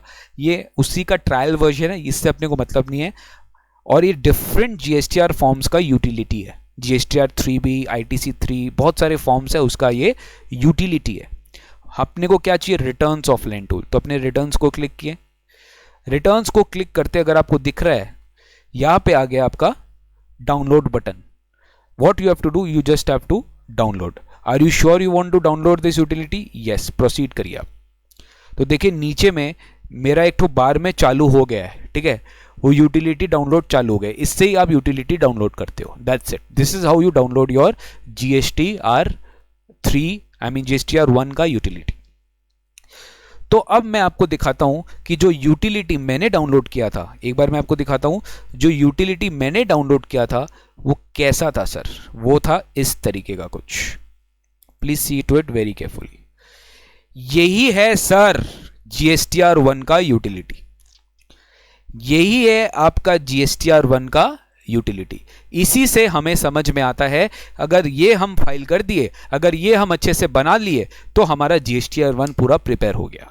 अगर हम लोग ये अच्छे से बना लिए तो हमारा GSTR1 पूरा प्रिपेयर हो गया। यही वो याद है जो मैंने डाउनलोड बटन क्लिक किया, यही वो खुल के डाउनलोड हुआ था। This is where the button was, this is where the excel was available. ठीक है, तो अब एक बार अपने फटाफट एक एक करके चलते हैं। ठीक है, मैं एक एक करके आपको डेटा दिखाऊंगा और एक एक करके मैं आपको कंपेयर कराऊंगा। ठीक है, ये मैंने भर के रखा ताकि सहूलियत हो, हमारा टाइम बचे, हम ज़्यादा से ज़्यादा टाइम Q&A सेशन में ले सके। पहला देखिए, पहले हम लोग को ये दिया है outward supplies to registered person. ठीक है, अब थोड़ा दिमाग लगाइए, रजिस्टर्ड पर्सन को सप्लाई किया तो क्या उसका GST नंबर पता होगा? यस पता होगा, आपको पता होगा कि उसका GST नंबर क्या है। और अगर आपको पता है GST नंबर क्या है तो क्या आप उसका GST नंबर नहीं मांगेंगे? डेफिनेटली आप GST नंबर पूछेंगे। तो देखिए किस तरीके से GSTR1 आपको पूछता है इसका डिटेल्स के लिए। तो you have to see very carefully. इसके नीचे जो शीट दिख रहा है वो शीट दिख रहा है B2B का। वो किसका दिख रहा है? B2B का। देखिए ये बड़ा नहीं हो पाएगा क्योंकि ये यूटिलिटी है, आपको इस स्क्रीन साइज में देखना पड़ेगा। फर्स्ट जो शीट है वो B2B सप्लाई का है। If you can see this, first sheet जो है वो B2B सप्लाई का है। As you can see this, देखिए क्या क्या डिटेल्स इसमें पूछा है, मैं आपको एक एक करके इत्मीनान से बताता हूं। सबसे पहला जो आपसे डिटेल पूछा है वो है GST नंबर। आपका जो बायर है उसका GST नंबर बताइए। वो सारा GST नंबर मैंने यहाँ पे मेंशन कर दिया। ठीक है, इतना इनवॉइसेस कटा है मेरा। कितना इनवॉइसेस कटा है? टोटल मेरा 12 इनवॉइसेस कटा है। यहाँ पे लिखा हुआ कितना है? 12 इनवॉइसेस। ये सारा डिटेल्स मैंने मांगा था मेरे क्लाइंट से। जो अगर मैं CA हूँ, मैं अपने क्लाइंट को बोला कि भाई तुमको खाली डिटेल, तुमको पूरा डिटेल देना पड़ेगा, कितना रजिस्टर्ड नंबर है, कितना रजिस्टर्ड पर्सन है, उसका GST नंबर क्या है, आपको हर चीज़ बताना पड़ेगा। अगर आप ये नहीं बता पाएंगे तो मैं आपका GST फाइल नहीं कर सकता। अब आप देखिए हर एक चीज़ का, ये मैंने तो कन्वीनियंस पर्पज़ के लिए लिया है ताकि आप समझो। ये अगर GST नंबर है तो उसका बायर का नाम क्या है, रेसिपिएंट का नाम क्या है, A है, ये उसका GST नंबर है। इनवॉइस नंबर क्या है जो मैंने इशू किया था? 22, इनवॉइस नंबर इज 22। आपको इनवॉइस नंबर भी देना पड़ता है। उसके बाद आपका इनवॉइस डेट क्या है वो भी आपको बताना पड़ता है, that is 4 March. Invoice value ये भी आपको बतानी पड़ती है कि टोटल बिलिंग वैल्यू क्या हुई। अब ध्यान आपको पता चलना चाहिए कि GST नंबर 15 डिजिट का होता है। कितना डिजिट का होता है? 15। पहला 2 डिजिट तो स्टेट कोड का होता है, उसके बाद जो 10 डिजिट्स होता है that is your PAN, then your 2 digit is your entity code and that last 1 digit is the checksum character. तो इस 15 डिजिट के बेसिस पे आपका GST नंबर आता है। देन ये जो 18 है तो इसका प्लेस ऑफ सप्लाई देखिए, हर स्टेट का अपना अपना कोड होता है। जैसे वेस्ट बंगाल का स्टेट कोड क्या है? 19। अभी आपको कहाँ मिलेगा? ये आपको GST के वेबसाइट में मिल जाएगा। सारा स्टेट कोड्स आपको स्टेट वाइज मिल जाएगा। जैसे वेस्ट बंगाल का है क्या है? 19। तो आपको वेस्ट बंगाल का जो असम जो है जहाँ पे आपने बेचा है गुड्स, आपको उसका प्लेस ऑफ सप्लाई देना पड़ेगा। अब अगर इसमें ड्रॉप डाउन में देखते हो तो आपको सब स्टेट वाइज एनीवेज यहाँ पे भी कोड मिल जाएगा। तो मैंने क्या 18 सेलेक्ट किया, दैट इज असम। उसके बाद मुझे पूछा गया रिवर्स चार्ज, क्या ये ट्रांजैक्शन रिवर्स चार्ज में है? तो आपके पास 2 ऑप्शन है, या तो आप येस क्लिक करोगे या तो आप नो क्लिक करोगे। मैंने क्या कर दिया? नो। अगर येस होता तो मैं GST नहीं पे करता, सामने वाला GST पे करता, बट मुझे मेरा सप्लाई के वैल्यू में ऐड करना पड़ता। फिर एक बहुत ही इंटरेस्टिंग आपसे कॉलम पूछा जाता है इसमें, वो है applicable percentage of tax rate. कितना रेट ऑफ टैक्स है या कितना मतलब ये जो है ना, ये थोड़ा सा आपको समझना पड़ेगा। अगर आप पढ़े हैं इंटर लेवल पे और जो नहीं पढ़े उनके लिए भी, there is a valuation scheme known as margin scheme. ठीक है, मार्जिन स्कीम एक वैल्यूएशन मेथड है जो रूल 32 ऑफ CGST रूल्स के हिसाब से बताया जाता है, जहां पर कुछ प्रिस्क्राइब गुड्स पे मार्जिन स्कीम एप्लीकेबल होते हैं। जैसे मोटर व्हीकल्स पे मार्जिन स्कीम एप्लीकेबल होता है। तो अगर मोटर, उस केस में अगर मार्जिन स्कीम एप्लीकेबल हो गया ना तो 65% ऑफ द वैल्यू पे ही GST लगता है। 35% को 35% जो है वो अबेटेड हो जाता है, यानी उस पर अबेटमेंट मिल जाता है। यदि अगर आपका वैसा गुड्स है तो आपको क्या करना पड़ेगा, आपको यहाँ पे ड्रॉप डाउन में 65 सेलेक्ट करना पड़ेगा। अगर आपको दिख रहा है आपको यहाँ ड्रॉप डाउन में 65 सेलेक्ट करना पड़ेगा। यदि आपका वैसा कुछ है नहीं तो आप ये ब्लैंक वाला एक्सेप्ट कर लीजिए। ब्लैंक मतलब आपका फुल 100% पे ही एप्लीकेबल होगा। इनवॉइस टाइप, कितने तरह के इनवॉइस टाइप है यहाँ पे? इनवॉइस टाइप कितने तरह के हैं? 4-5 तरह के इनवॉइस टाइप है, if you can see this. एक हुआ रेगुलर इनवॉइस टाइप, एक हुआ रेगुलर इनवॉइस टाइप, रेगुलर मतलब जो आपका रेगुलर इनवॉइसेस है इंट्रास्टेट या इंटरस्टेट। एक हुआ एसईजेड सप्लाई, एसईजेड मतलब आपने किसी एसईजेड एरिया में सप्लाई किया है, मतलब आपने जीरो रेटेड सप्लाई किया है और वहाँ पे विथ पेमेंट किया, मतलब वहाँ पे जीएसटी पेमेंट करके आपने सप्लाई किया है। या फिर आपने एसईजेड सप्लाई किया विदाउट पेमेंट ऑफ जीएसटी, आपके पास एलयूटी या बॉन्ड था तब सप्लाई किया। या फिर deemed exports, 4 transactions are consider to be deemed exports. तो उस बेसिस पे अगर आपने एक्सपोर्ट किया, डीम्ड एक्सपोर्ट के बेसिस पे किया, तो आपको डीम्ड एक्सपोर्ट का कैटेगरी डालना पड़ेगा। और लास्ट में आता है सप्लाईज कवर्ड, ये है अंडर सेक्शन 7 ऑफ आईजीएसटी। क्या है ये? Section 7 of IGST. तो अगर मैं इसको सप्लाईज अंडर सेक्शन 7 कर दूंगा तो ये सेक्शन 7 ऑफ आईजीएसटी बेसिकली बोलता है इंटरस्टेट सप्लाई। क्या बोलता है? Interstate supply. तो इंटरस्टेट सप्लाई के बेसिस पे आपका ये कवर हो जाएगा यहाँ पे, ठीक है। तो इंटरस्टेट सप्लाई में ये मैं कर दिया। उसके बाद मैंने रेट देखा, रेट आपका कितना तरह का रेट है हुआ? 1.5 अलग अलग तरह का रेट पूछा है। मेरा जो रेट है वो क्या है? 12% रेट, मैंने 12% रेट अज्यूम किया है। टैक्सेबल वैल्यू वो वैल्यू जो मैं चार्ज कर रहा हूँ एक्चुअली एक्सक्लूडिंग टैक्स, और बस यही हमें बताओ। सेस अमाउंट, अगर आपका आपने सेस भी चार्ज किया तो आपको सेस भी बताना पड़ता है। सो इसी तरीके से आप अपने सारे जीएसटी नंबर का आप डिटेल्स दोगे, सब कुछ आपको यह डिटेल देना पड़ेगा, everything you have to tell. So ये देखिए मैंने इसी तरीके से 22 से सीरियल नंबर 33 तक आपका इनवॉइस सीरीज है, और इसी तरीके से इनवॉइस डेट, इनवॉइस वैल्यू और टोटल आप ध्यान से देखेंगे, टोटल टैक्सेबल वैल्यू आप ध्यान से देखेंगे। टोटल टैक्सेबल वैल्यू आपका 4,45,000 है, और यहाँ पे भी हमारा टैक्सेबल वैल्यू ऑफ सप्लाई कितना है? 4,45,000। उस पर टैक्स कैलकुलेट करो 12%, तो आपको इनवॉइस वैल्यू भी दिख जाएगा। I hope it is very clear. तो ये रहा हमारा पहला पड़ाव खत्म, outward supplies to registered person. यही हम पहले इस तरीके से चेक करते हैं। अब अपने देखते हैं रेक्टिफिकेशन ऑफ एरर्स। अब अपने देखते हैं रेक्टिफिकेशन ऑफ एरर्स की एरर आप किस तरीके से रेक्टिफाई करते हो वो आप समझिए। तो रेक्टिफिकेशन ऑफ एरर्स में हमें क्या देखना था कि आपका एक B2B सप्लाई था जो आपने जनवरी में गलत भर के रखा था, अब आप उसे रेक्टिफाई कर रहे हो। तो सर इसको हम लोग ने किस तरीके से देखा? नेक्स्ट हमारा वर्किंग शीट आता है B2B अमेंडेड। देखिए ध्यान से, ये हमारा वर्किंग शीट है B2B अमेंडेड, ठीक है। B2B ए, देखिए B2B एंड B2BA जो है ना, वो ए इज बेसिकली अमेंडेड, कि आपने जो अमेंड किया है उसका डिटेल्स आपको यहाँ पे देना पड़ता है।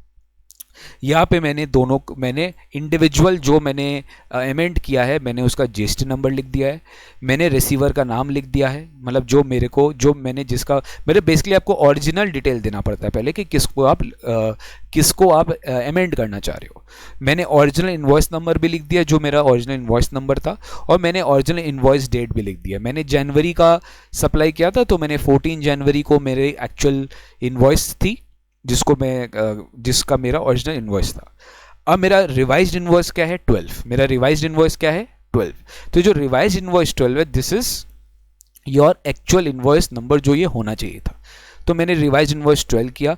मेरा इनवॉइस डेट भी मैंने 28 मार्च का दे दिया, या फिर ये मैं 14 जनवरी भी दे सकता हूँ। अगर मुझे 14 जनवरी का ही डेट देना है तो, यानी मुझे इनवॉइस डेट में ही चेंज करना है। अगर आपको इनवॉइस डेट और इनवॉइस नंबर दोनों में चेक करना है तो आप दोनों में चेंज कर दीजिए। अगर आपको एक में चेंज करना है तो आप एक में भी चेंज कर सकते हैं। इसमें जितना भी आपको चेंजेस करना है, you can do whatever changes you want. Then comes invoice value, then comes place of supply, उसके बाद आता है रिवर्स चार्ज, सेम चीज जो हम लोग हर बार देखते हैं, रिवर्स चार्ज है तो नो कर दीजिए, प्लेस ऑफ सप्लाई जिस स्टेट में था वो कर दीजिए, एप्लीकेबल परसेंटेज, अगेन इस एप्लीकेबल परसेंटेज में कुछ नहीं होगा क्योंकि 65% अप्लाई नहीं होता, इनवॉइस टाइप होगा रेगुलर, ई कॉमर्स जीएसटी में, अगर आप ई कॉमर्स के थ्रू ये सप्लाई किए थे तो आपको उसका जीएसटी नंबर भी देना पड़ता है, मेरा ई कॉमर्स जीएसटी नंबर कुछ है नहीं, मेरा रेट क्या होगा 12% होगा, मेरी टैक्सेबल वैल्यू 45,000 है, this is all you have to say, यही आपने रिपोर्ट किया और यही चीज आपको यहाँ पे बताया गया था। ठीक है, एक तो खाली मैंने आपके लिए एक एग्जाम्पल ये वैल्यू का ज़रूर ले लिया कि ये जो वैल्यू है यही वैल्यू का आपने अमेंड किया था जो जनवरी 20 में था। तो ये गाइज थोड़ा बहुत समझाने के लिए आपको मैंने किया, but this is how when you get the actual data in your real life, आप इसी तरीके से अगर समझोगे तो आपको बहुत ईजिली पता चलेगा कि ये इस तरीके से होता है। देन कम्स माई B2CL। B2CL एक इंपॉर्टेंट कैटेगरी होता है, इसको ध्यान से देखिएगा। B2CL is your large invoices. ठीक है, लार्ज इनवॉइसेस होता है B2CL, मतलब लार्ज इनवॉइसेस मतलब जिसकी वैल्यू 2.5 लाख से बेसी है, वहाँ पे आपको डिटेल्स देनी पड़ती है और वहाँ पे आपको इन्फॉर्मेशन मिलता है कि हाँ B2CL में आपने ये इतना किया है। यहाँ पे देखिए जीएसटी नंबर नहीं है, क्यों नहीं है? क्योंकि ये अनरजिस्टर्ड पर्सन है, तो अनरजिस्टर्ड का तो जीएसटी नंबर होता नहीं है। आपने खाली इनवॉइस नंबर 34 किया, क्योंकि 33 तक अगर आपको याद होगा 33 तक हमारा B2B था, 33 तक हमारा B2B था। अब इसके बाद आता है 34, तो 34 में हम लोग ने क्या किया? B2CL कर दिया। तो 34 में आपने B2CL किया, आपका 28 मार्च का इनवॉइस डेट और मार्च 20 का मैं मान रहा हूँ, तो मार्च 20 का कर रहे हैं। इनवॉइस वैल्यू आपका 2,80,000 का है, आपका प्लेस ऑफ सप्लाई दिल्ली है, आपका एप्लीकेबल परसेंटेज नॉर्मल परसेंटेज है, रेट आपका 12 है, टैक्सेबल वैल्यू आपका 2.5 लाख है, तो 2.5 लाख में आपने 12% ऐड किया तो आपका इनवॉइस वैल्यू 2,80,000 हो गया। सेस अमाउंट कुछ है नहीं। Supplies covered under section 7, yes ये इंटरस्टेट है, तो आपने इंटरस्टेट में यस कर दिया। ठीक है, आप ध्यान देंगे आपको यही इंफॉर्मेशन यहाँ पे भी मिला था कि दिल्ली है, 2.5 लाख है और 2,80,000 आपका इनवॉइस वैल्यू है। बस आपका इनवॉइस नंबर, डेट, ये सब आपको एक्स्ट्रा मेंशन करना पड़ा। अब अपने चलते हैं B2CL, बस मुश्किल से 20 मिनट का और होगा, उसके बाद हम सेशन एंड करेंगे और उसके बाद हम Q&A लेंगे, बिकॉज आई थिंक बहुत अच्छे से हम लोग ने ख़त्म किया, बहुत अच्छे से मैंने आपको tried my level best to complete the session in minimum time and to convey maximum message to you. तो काफ़ी स्टूडेंट्स प्लीज़ रिक्वेस्ट कर रहा हूँ, प्लीज़ वेबिनार में रहे और लास्ट तक रहे, बिकॉज लास्ट में मेरे लिए आपके लिए एक सरप्राइज गिफ्ट है, और अगर आपको सरप्राइज गिफ्ट अवेल करना है तो आपको फुल टाइम तक आपको इस वेबिनार में बना रहना पड़ेगा। ठीक है, तो सरप्राइज गिफ्ट अवेल करना है तो फुल टाइम तक वेबिनार पे रहिए। अच्छा, ये B2CL तो मैंने खत्म किया। अब ध्यान से सुनो, ये B2CL क्या हुआ? Large invoice. क्या लार्ज इनवॉइस में मेरे केस में कोई अमेंडमेंट्स था? क्या पिछले मैंने कोई लार्ज इनवॉइस मैंने इशू किया था, इसमें मेरे को अमेंडमेंट करना है? नहीं सर, मेरे को कोई अमेंडमेंट नहीं करना है। और अगर अमेंडमेंट नहीं करना है तो ये शीट जो है B2CLA, ये आपके लिए कोई काम का नहीं है। सी बेसिकली B2B अमेंडेड और B2CL अमेंडेड दोनों सेम ही है, दोनों में कोई डिफरेंस नहीं, apart from the fact that वहां पे रजिस्टर्ड पर्सन का नाम जाता है, यहाँ पे कोई रजिस्टर्ड पर्सन का नाम जाता नहीं है, यहाँ पे अनरजिस्टर्ड है, तो there is no difference in this two things. ठीक है, तो ये ब्लैंक मैंने छोड़ा क्योंकि मेरे केस में ये रेलिवेंट नहीं है, बट मेरे केस में ये जरूर रेलिवेंट है। ये कौन सा चीज है सर? ये आपका B2CS बताता है। B2CS हम लोग अभी डिस्कस किए। ये B2CS ये सब में आप सिंपल फंडा ध्यान रखिए।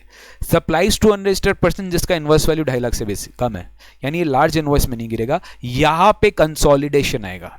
एक बच्चे ने मेरे से पूछा कि सर कंसोलिडेटेड डिटेल्स क्या होते हैं? यही होता है कंसोलिडेटेड डिटेल। दिल्ली में मैंने इतने रुपए का सप्लाई किया 5% वाला आइटम, या दिल्ली में मैंने 12% वाला आइटम सप्लाई किया, पंजाब में मैंने 12% वाला सप्लाई किया, तो सब आपको एग्रीगेट में देना पड़ता है। ठीक है, मेरे केस में मैंने क्या किया? दिल्ली में मैंने 1.5 लाख रुपए का गुड सप्लाई किया 12% टैक्स रेट पे, बस, और मैंने कुछ नहीं किया। ठीक है, तो मैंने कैसे इसको डिस्प्ले किया? Let's see this. सबसे पहले ये OE क्या होता है? OE सर, ये OE क्या होता है? अचानक, yes I will explain you. OE और E ये दो चीज होता है। OE और E ये दो चीज होता है। ये एक्चुअली छुप गया क्योंकि ये इसमें दिख नहीं रहा है। OE मतलब other than e commerce operator, और E मतलब ई कॉमर्स ऑपरेटर। अगर OE होगा मतलब आपने ई कॉमर्स के थ्रू ये गुड सप्लाई नहीं किया है, और अगर E होगा तो आपने ई कॉमर्स के थ्रू ये सप्लाई किया है। अगर OE है, मेरा other than e commerce operator है, तो मैंने OE कर दिया। मैंने कहाँ सप्लाई किया, दिल्ली में सप्लाई किया, मेरे लिए एप्लीकेबल परसेंटेज नॉर्मल है, मेरे लिए रेट 12 है, मेरे लिए टैक्सेबल वैल्यू 1.5 लाख है, मेरा कोई ई कॉमर्स जीएसटी नंबर है नहीं, तो ऑटोमेटिकली ये मेरा B2CS के टेबल में आ गया। ध्यान रखिएगा यहाँ पे एक बात और था कि आपने मार्च में आपका एक फिगर में चेंज आया, आपका फिगर में चेंज आया कि मार्च में आपने एरर कर दिया था लास्ट ईयर, और मार्च 20 में जाके आपको उसको रेक्टिफाई करना है। आपने स्मॉल इन्वॉइसेस के टेबल में 2 लाख रखा था जबकि आपका फिगर होना चाहिए 2.5 लाख, तो आप बिल्कुल अमेंड कर सकते हैं। अब रेक्टिफिकेशन टेबल में जाइए और आप अमेंडेड B2C में जाइए। किस में जाइए, अमेंडेड B2C में। तो मैं क्या किया, देखिए इन द एक्सेल शीट मैंने देखिए मैंने B2CS में नहीं किया क्योंकि B2CS में करंट मंथ का आएगा, इसके बाद ही नेक्स्ट शीट है B2CSA। मैंने क्या किया, मैं B2CSA में मैंने क्या किया, सबसे पहले आपको ये सेलेक्ट करना पड़ेगा ओरिजिनल डिटेल। आपका रिलेवेंट फाइनेंशियल ईयर क्या था, 18-19। आप कौन से मंथ में डिस्क्लोज किए थे, आपको ये पूछा है, बहुत सारे मंथ्स है, मार्च। आपका प्लेस ऑफ सप्लाई आपने बता दिया। टाइप OE मतलब अदर देन ई कॉमर्स, देखिए इसमें 2 चीज आएगा, OE या फिर ई। OE होगा तो अदर देन ई कॉमर्स, ई होगा तो ई कॉमर्स। नेक्स्ट होता है एप्लीकेबल परसेंटेज, कुछ नहीं, नॉर्मल। रेट होता है 12%, टैक्सेबल वैल्यू होता है 2.5 लाख, और सेस अमाउंट कुछ नहीं, ई कॉमर्स GSTN कुछ नहीं। तो ये एरर आपका रेक्टिफाई हो गया। अगर किसी का एरर नहीं है तो एरर कुछ नहीं होगा, तो आप ऑटोमेटिकली इसको आगे बढ़ा सकते हैं। देन आता है अपना credit note and debit note. ये अपना ऑलमोस्ट लास्ट पार्ट है डिस्कशन का। Credit note and debit note थोड़ा ध्यान से समझना पड़ेगा। क्रेडिट नोट डेबिट नोट जैसे आपको याद होगा उसमें भी 2 पार्ट्स था, एक रजिस्टर्ड वाले को, एक अनरजिस्टर्ड वाले को। तो वैसे CDN आ रही है। CDN मतलब C मतलब क्रेडिट, D मतलब डेबिट, N मतलब नोट और R मतलब registered. Credit debit note registered, उसका अमेंडेड टेबल होगा 2। Credit debit note unregistered that is CDNRU, उसका भी अनअमेंडेड टेबल होगा, अमेंडेड टेबल होगा। तो सबसे पहले मैं आ रहा हूं क्रेडिट डेबिट नोट रजिस्टर्ड में, रजिस्टर्ड पर्सन को ही किया। तो अब मेरा आगे का सम कंटिन्यू होता है। देखिए ये 2 लोगों को मैंने अलग अलग लोगों को मैंने क्रेडिट नोट भी इशू किया था और मैंने डेबिट नोट भी इशू किया था। क्रेडिट नोट मैंने इशू किया 22,500 वैल्यू का, और इसका नोट वैल्यू था 25%, मतलब टैक्सेस को लेके 12% अगर आप जोड़ोगे तो आपको 25,200 मिल जाएगा। फिर इस GST नंबर को मैंने डेबिट नोट इशू किया, 20,000 का वैल्यू था, और ऑब्वियसली 12% मतलब 2400, 2400 प्लस 20,000 22,400 को मैंने डेबिट नोट भी इशू कर दिया था। अब ये आप किस तरीके से दिखाओगे ये हमें जानकारी चाहिए। सबसे पहले आप GST नंबर लिखे सामने वाले का, उसका नाम लिख दिए। फिर आपको as you must be knowing that every debit note credit note is has to be issued with respect to an existing invoice already issued by the supplier। मैंने पहले कभी इनवॉइस इशू किया था, उसके रिस्पेक्ट में मैं डेबिट नोट इशू कर रहा हूं या उसके रिस्पेक्ट में मैं क्रेडिट नोट इशू कर रहा हूं, तभी वो जाके वैलिडेटेड माना जाएगा। तो आपको सबसे पहले इनवॉइस का रेफरेंस देना पड़ेगा कि किस इनवॉइस के रिस्पेक्ट में आप debit note credit note issue कर रहे हैं। तो ध्यान दीजिए, मैं क्या अज्यूम कर रहा हूं कि मेरा जो ये पहला 2 इनवॉइस था ना, मैं B2B को ही लेके चल रहा हूं। इफ यू कैन सी मेरा GST नंबर भी सेम होगा, 18AC वाला और 19 वाला, और ये CDNR देखिएगा 18AC और 19AJ वाला, ये दोनों GST नंबर मैंने B2B से उठाया है जो मेरे B2B शीट में था। इनवॉइस नंबर भी मैंने वहीं से लिया 22 और 23, B2B में इफ यू कैन सी ये भी है 22 और 23। इनवॉइस डेट भी अभी देख लीजिए 4 मार्च। मैं CDNR में जा रहा हूँ, ठीक है। इनवॉइस नेक्स्ट डेट आपको देना पड़ता है 4 मार्च और 4 मार्च। ये हो गया आपका ओरिजिनल इनवॉइस का डिटेल। अब आपको देना पड़ता है कि आपका डेबिट नोट या क्रेडिट नोट का नंबर क्या है। नंबर यानी कि whatever serial number you are referring to, जो आपको डॉक्यूमेंट्स इशूड में भी बताना पड़ता है। यहाँ पे आपने नोट नंबर बताया, नोट नंबर यहाँ पे आपने बताया 1 या नोट नंबर बताया आपने 2। उसके बाद होगा नोट डेट। नोट डेट मतलब किस मंथ में या किस डेट में आपने नोट इशू किया। मैं इसी मंथ को इशू किया तो मैंने 30 मार्च का डेट अज्यूम कर लिया, 30 मार्च को है। अब इसमें आपको बताना पड़ता है कि नोट क्रेडिट है कि डेबिट है, बिकॉज डेबिट और क्रेडिट नोट का एक ही शीट होता है, एक ही शीट में आप सब कुछ बताते हो, एक ही शीट में आपको हर चीज बताना पड़ता है। तो यहां पर देखिए फर्स्ट वाले का 18 से स्टार्ट हो रहा था, अगर आपको याद है आप देख सकते हो। ये प्लेस ऑफ सप्लाई ये हो गया और वेस्ट बंगाल हो गया आपका सेकंड वाले का। पहला है क्रेडिट नोट और दूसरा है डेबिट नोट। तो C stands for credit and D stands for debit, और यही दो डिटेल हमें बताया गया था इसमें, credit note and debit note. फिर उसके बाद आपको नोट का वैल्यू बताना पड़ता है। नोट का वैल्यू भी हमें पता था 25,200 और 22,400। हमें applicable percentage of tax rate normal जो दिया हुआ है 100% वही है। रेट 12 टैक्सेबल वैल्यू और सेस आपको कुछ है नहीं। प्री जीएसटी मतलब आपसे ये पूछा कि इनवॉइस क्या जीएसटी के पहले इशू किया गया था जिसके परसुएंट आपने debit note credit note issue किया, कि इनवॉइस आप जीएसटी के बाद इशू कर रहे हो। तो ये बोल दिया हम लोग ने कि प्री जीएसटी नो है। एन मतलब नो, वाई मतलब यस। प्री जीएसटी नो मतलब आपने जीएसटी के परव्यू में ही इसको इनवॉइस ऑलरेडी इशू किया था। हो सकता है ना कि वो ट्रांजिशनल पीरियड के पहले आपने इशू किया होगा, तब जाके बात अलग हो जाती है। आई होप ये आप समझ गए CDNR। तो ये है आपका credit note and debit note. Again मैं इसमें बताता हूं, अगर कोई क्रेडिट नोट डेबिट नोट में कोई अमेंडमेंट आ गया, मान लीजिए आपने गलत डिटेल भर दिया आप किसी पुराने मंथ का, तो again there is a table known as CDNR-A। Same चीज, आप पहले ओरिजिनल डिटेल दो, रिवाइज डिटेल दो, रेक्टिफिकेशन वाला डिटेल्स आप यहाँ पे सबमिट कर सकते हो। अगर आपने क्रेडिट नोट डेबिट नोट वो भी रजिस्टर्ड वाले में अगर आपने कोई भूल कर दी तो। नेक्स्ट आता है CDN-UR। UR मतलब अनरजिस्टर्ड। देखिए for the case of simplicity मैं कर नहीं रहा हूं, मैं एक चीज समझा दिया तो बाकी केस आप ऑटोमेटिकली समझ जाएंगे। तो CDNR जो होगा वो अनरजिस्टर्ड के लिए होगा। यहाँ पे आप एक चीज देख सकते हो, यहाँ पे कहीं पे भी CDNR-U में आपका अनरजिस्टर्ड टाइप पूछा है। तो अनरजिस्टर्ड टाइप में देयर आर वेरियस केसेस। पहला होगा कि क्या वो स्मॉल वैल्यू इनवॉइस था, क्या वो export without payment of tax था, कि वो export without payment of tax था, कि वो विद पेमेंट ऑफ टैक्स था। तो अकॉर्डिंगली आपको ये देखना पड़ेगा कि वो अनरजिस्टर्ड है, बिकॉज रजिस्टर्ड है तो आप पहले में गिराते, अनरजिस्टर्ड है तो वो किस में गिरेगा, अकॉर्डिंगली आपको उसमें क्लासिफाई करना पड़ेगा। देन इसका भी अमेंडमेंट टेबल है, credit note debit note. Registered का अमेंडमेंट टेबल अलग, अनरजिस्टर्ड का अमेंडमेंट टेबल अलग। रजिस्टर्ड का करंट मंथ आप करंट मंथ में डालते हो, अमेंडेड फिगर अमेंडमेंट टेबल में डालते हो। अनरजिस्टर्ड करंट मंथ में डालते हो, अमेंडमेंट टेबल में डालते हो। तो इस तरीके से आपका क्रेडिट नोट डेबिट नोट भी खत्म होता है। नेक्स्ट होता है एक्सपोर्ट्स। एक्सपोर्ट्स एक बार आप समझ जाओ, एक्सपोर्ट कितने तरीके से आप कर सकते हो।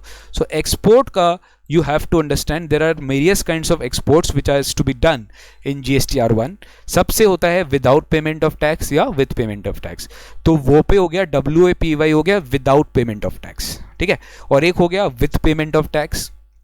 तो जब मैं विदाउट पेमेंट ऑफ टैक्स करता हूँ मुझे इनवॉइस नंबर मेंशन करना पड़ता है। मैं थोड़ा सा इसका स्क्रीन साइज बड़ा कर देता हूँ ताकि आपको दिख जाए। इनवॉइस नंबर मेंशन करना पड़ता है, मुझे इनवॉइस डेट मेंशन करना पड़ता है, मुझे इनवॉइस की वैल्यू मेंशन करनी पड़ती है जो मैंने एज एन एक्सपोर्टर सामने वालों को मैंने कमर्शियल इनवॉइस इशू किया। पोर्ट कोड क्या होता है सर? पोर्ट कोड बेसिकली वो कोड होता है जिस पोर्ट में आपका गुड्स शिपमेंट हो रहा है। जैसे मान लीजिए कैलकाटा से अगर एक्सपोर्ट हो रहा है तो कैलकाटा का पोर्ट कोड है INCCU। CCU मतलब कैलकाटा। तो पोर्ट किस पोर्ट से है आपको वो पोर्ट का कोड देना पड़ता है। शिपिंग बिल आप सब जानते हो, आप कस्टम्स पढ़े हो कि shipping bill is the document which you file for export declaration. वहाँ पे आपने सारा डिक्लेरेशन देते हो। सो शिपिंग बिल, आप जो शिपिंग बिल का जो नंबर है वो आपको देना पड़ता है, शिपिंग बिल का डेट बताना पड़ता है, वरना आपको एक्सपोर्ट में जो रिफंड आना चाहिए था वो आपको रिफंड नहीं मिलेगा। That is very clear. अगर आप GSTR1 में एक्सपोर्ट का डिटेल्स फॉर्मली नहीं भरते हो तो आपको जो रिफंड आना चाहिए था एक्सपोर्ट में वो आपको नहीं मिलेगा। तो ये है शिपिंग बिल डेट। नेक्स्ट है applicable percentage of rate of tax. Applicable percentage of rate of tax में वही आपको बताना पड़ता है कि आपका वो नॉर्मल रेट लगेगा कि 65 लगेगा और 65% वैल्यू लगेगा। ये है आपका रेट, ये है आपका टैक्सेबल वैल्यू और ये आपका सेस अमाउंट। बहुत सिंपल है गाइस, बहुत सिंपल है। ये है एक्सपोर्ट की डिटेल्स।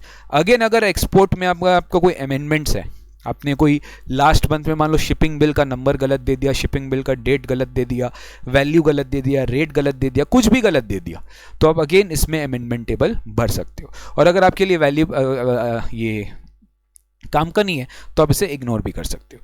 80 आता है। 80 अगर आपको याद होगा एडवांसेस। अब अपने केस स्टडी में आते हैं। Credit note and debit note के बाद में बचता है समरी ऑफ एडवांसेस रिसीव्ड। आपने जितना एडवांस रिसीव किया for the supply of goods वो भी आपको बताना पड़ता है कि आपने कितना एडवांस रिसीव किया। आपने कितना एडवांस रिसीव किया वो आपको बताना पड़ता है इसके एंड से कि आपने इतना एडवांस रिसीव किया है। उसका प्लेस ऑफ सप्लाई है झारखंड, उसका एडवांस आपने रिसीव किया मतलब 20,000 रुपये का। इतना आपने मार्च में रिसीव किया जो आपने एक्चुअली अभी तक सप्लाई किया नहीं, तो इस पर तो टैक्स आप इसी महीना देंगे। और ये एडवांस आप जनवरी में रिसीव किए थे बट आप मार्च में एडजस्ट किए, मतलब मार्च में आप एक्चुअली सप्लाई किए बस इस पर टैक्स आप जनवरी में ऑलरेडी दे चुके, ये भी झारखंड है, वो भी 20,000। तो दोनों में आप इक्वली अमाउंट डाल देंगे, दोनों में आप इक्वली फिगर डाल देंगे। एडवांस में जो मैंने रिसीव किया वो मैंने कहाँ से रिसीव किया, झारखंड, मतलब ये IGST होने वाला है तो झारखंड है, इसमें परसेंटेज कुछ मैंने नॉर्मल दे दिया, rate of tax 12, gross advance 20,000। तो जो आपका GST होगा ना, आपका 20,000 इंटू 12% 2400 से आपका IGST लाइबिलिटी बढ़ जाने वाला है इस बार, दैट इज फॉर श्योर। फिर आपका आता है advance tax, sorry ATA adjusted. ATA adjusted मतलब आपका जो एडवांस रिसीव्ड है, सॉरी एडजस्टेड मतलब एडवांस रिसीव्ड अमेंडेड। अगर आपका कोई पुराने मंथ्स का एडवांस रिसीव गलत भर दिया आपने तो आप अमेंडमेंट टेबल में जाके अमेंड कर सकते हो। नेक्स्ट है AT adjust. AT adjust means advance received, अगर आपने कोई एडजस्ट किया है इस महीना है लास्ट मंथ्स में, अगेन मैंने किया है सेम, झारखंड मैंने मेरा प्लेस ऑफ सप्लाई था 12% रेट ऑफ टैक्स था, ग्रॉस एडवांस मैंने एडजस्ट किया 20,000, तो मेरा जो 2400 रुपया आ रहा है वो मेरा एडजस्ट हो जाएगा। क्या हो जाएगा? एडजस्ट हो जाएगा। ये मैंने एडजस्ट कर लिया। तो अगेन इसमें अगर कोई मेरा अमेंडमेंट है तो मेरे को अमेंडमेंट टेबल में अलग से मेंशन करना पड़ेगा। नेक्स्ट आता है exempt supply.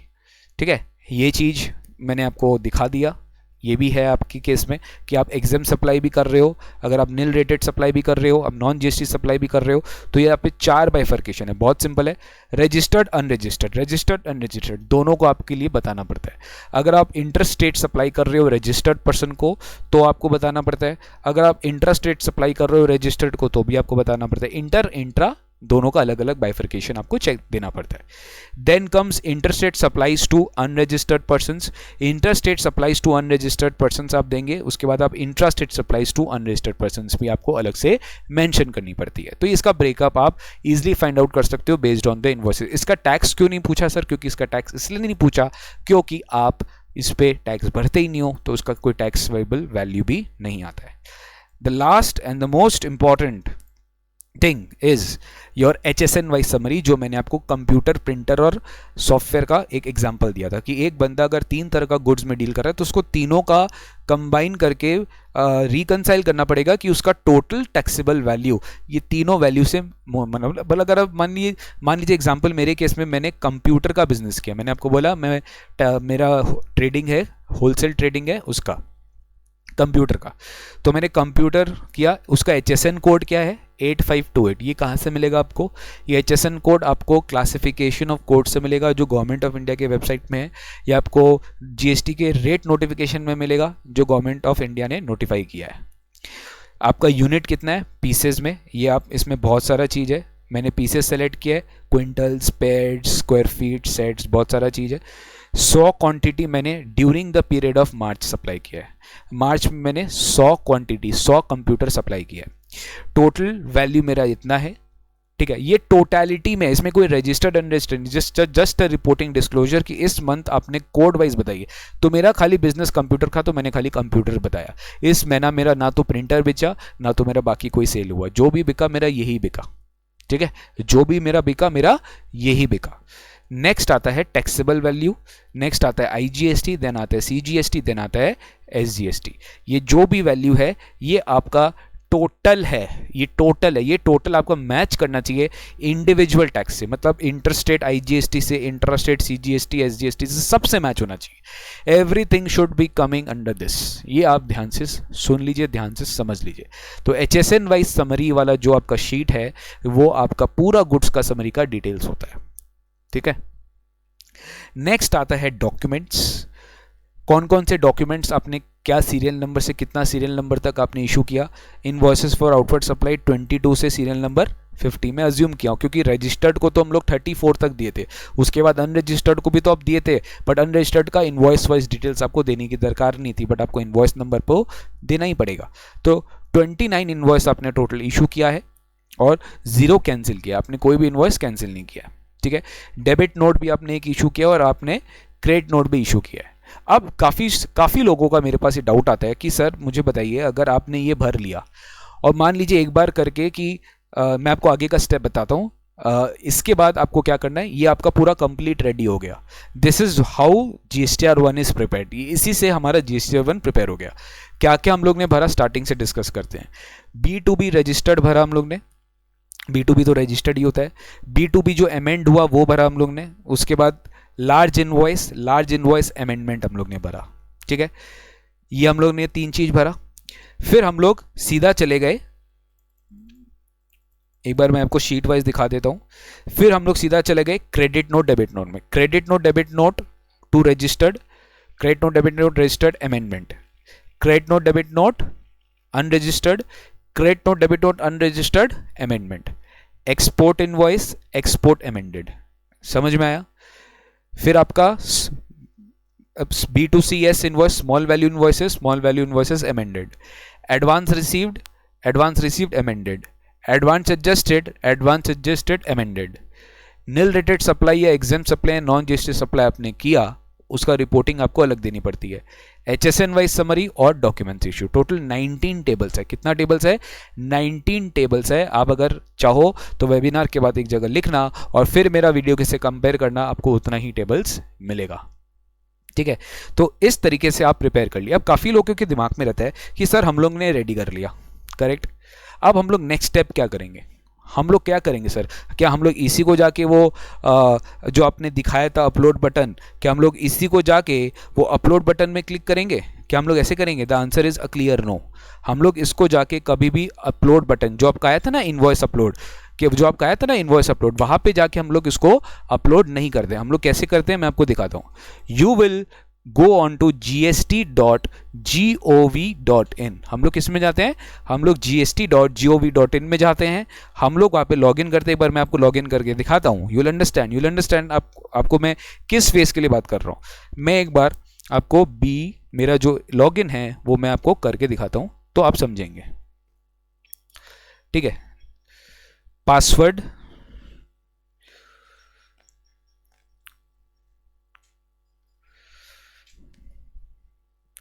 And captcha code.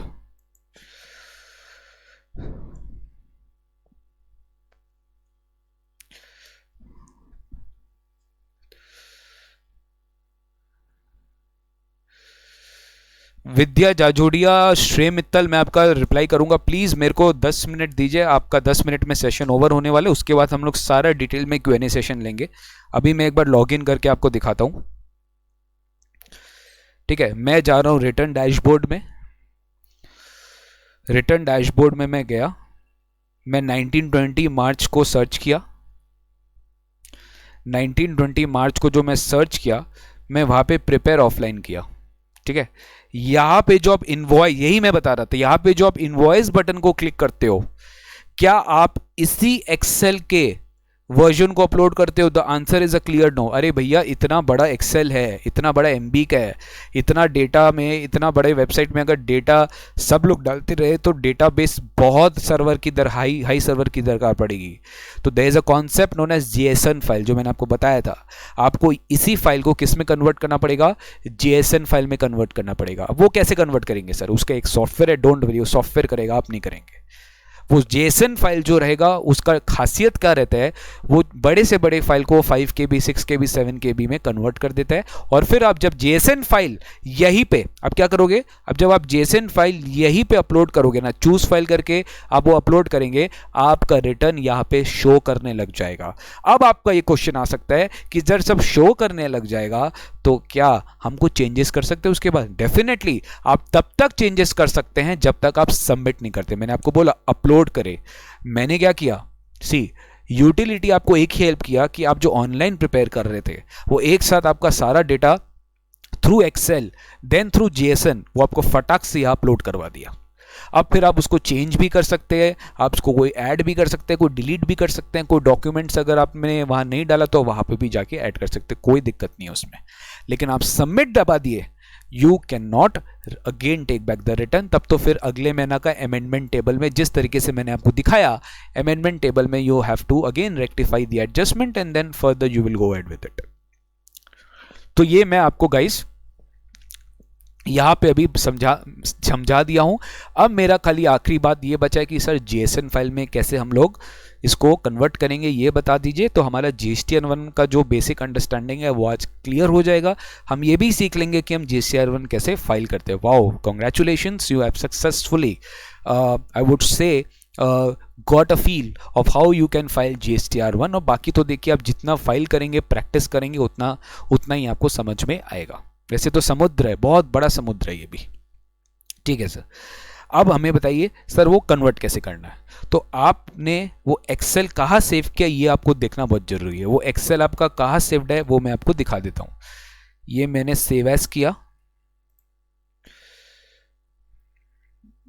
ठीक है। ये मेरा ऑलरेडी डेस्कटॉप में आइकन बना हुआ है, फोल्डर बना हुआ है GST वेबिनार, ये मेरा वहां पे ऑलरेडी सेव्ड है।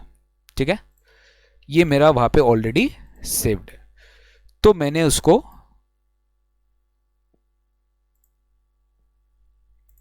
कुछ नहीं किया। ठीक है, ये मेरा डेस्कटॉप में ऑलरेडी सेव्ड है। Just 1 minute.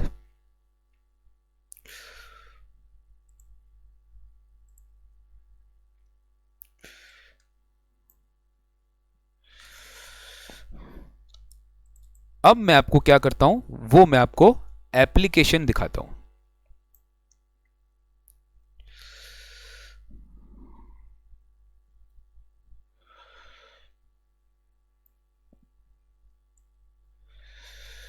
ये है वो एप्लीकेशन। सर ये एप्लीकेशन कहां से आया, आप ये पूछ रहे होंगे ये एप्लीकेशन कहां से आया। आपके दिमाग में, आपके क्वेश्चन दिमाग में आ रहा होगा कि ये एप्लीकेशन कहां से आया। जब हम लोग वो ऑफलाइन यूटिलिटी डाउनलोड कर रहे थे ना, तो एक्सेल के साथ हमें ये एप्लीकेशन भी मिला जो आपको इंस्टॉल करना पड़ता है। ये एप्लीकेशन उसके साथ डिफॉल्ट आता है और ये आप इंस्टॉल करते हो। ये एक बेसिकली ऑफलाइन टूल है जो आपको मदद करता है कन्वर्ट करने के लिए। ठीक है, तो अब मेरे को क्या करना है, देखिए मुझे यहाँ पे एक न्यू इनवॉइस अपलोड करना है या फिर रिटर्न के लिए डेटा अपलोड करना है। तो मैंने न्यू में क्लिक किया। ठीक है, ये देखिए बड़ा नहीं हो सकता है, तो यू हैव टू एडजस्ट। तो यहाँ पे GST स्टेटमेंट या रिटर्न्स पूछा है, GSTR1 मैंने ऑप्शन सेलेक्ट किया।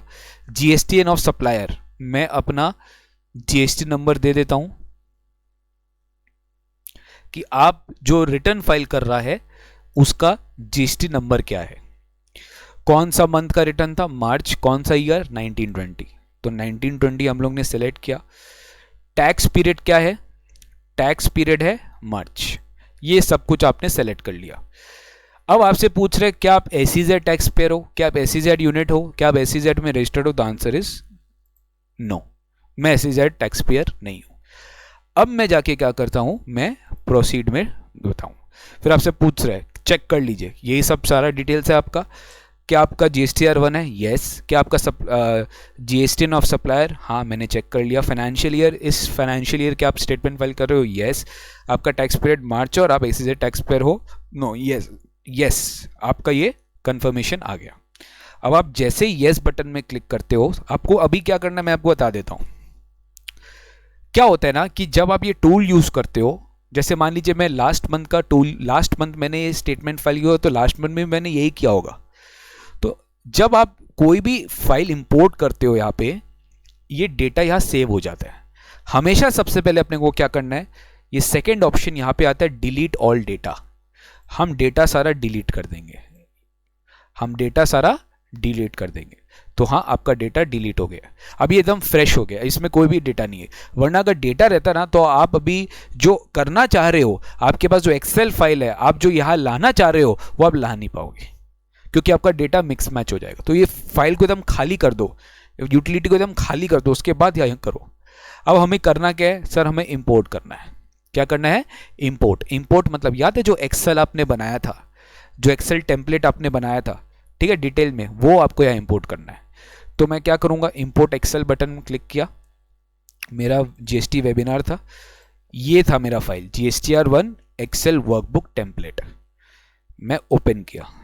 ठीक है, are you sure you want to save the data, क्या आपको ये डेटा सेव करना है, ये आपसे पूछ रहा है। यस, मुझे ये डेटा सेव करना है। अब आपका इंपोर्ट हो रहा है, इंपोर्ट प्रोसेसिंग, वेट कर। Okay, it's working fine now. Okay, thank you Pratyush. So guys, here we understood the GSTR webinar. खाली लास्ट में वो सॉफ्टवेयर के कारण वो कभी कभार इश्यूज होता है. हम लोग जो इंपोर्ट प्रोसेस तक गए, इंपोर्ट प्रोसेस में जाके हम लोग ने क्लिक किया, वहीं पे वो सक्सेस दिखा के जेसन फाइल शो कर देता है. वही जेसन फाइल हम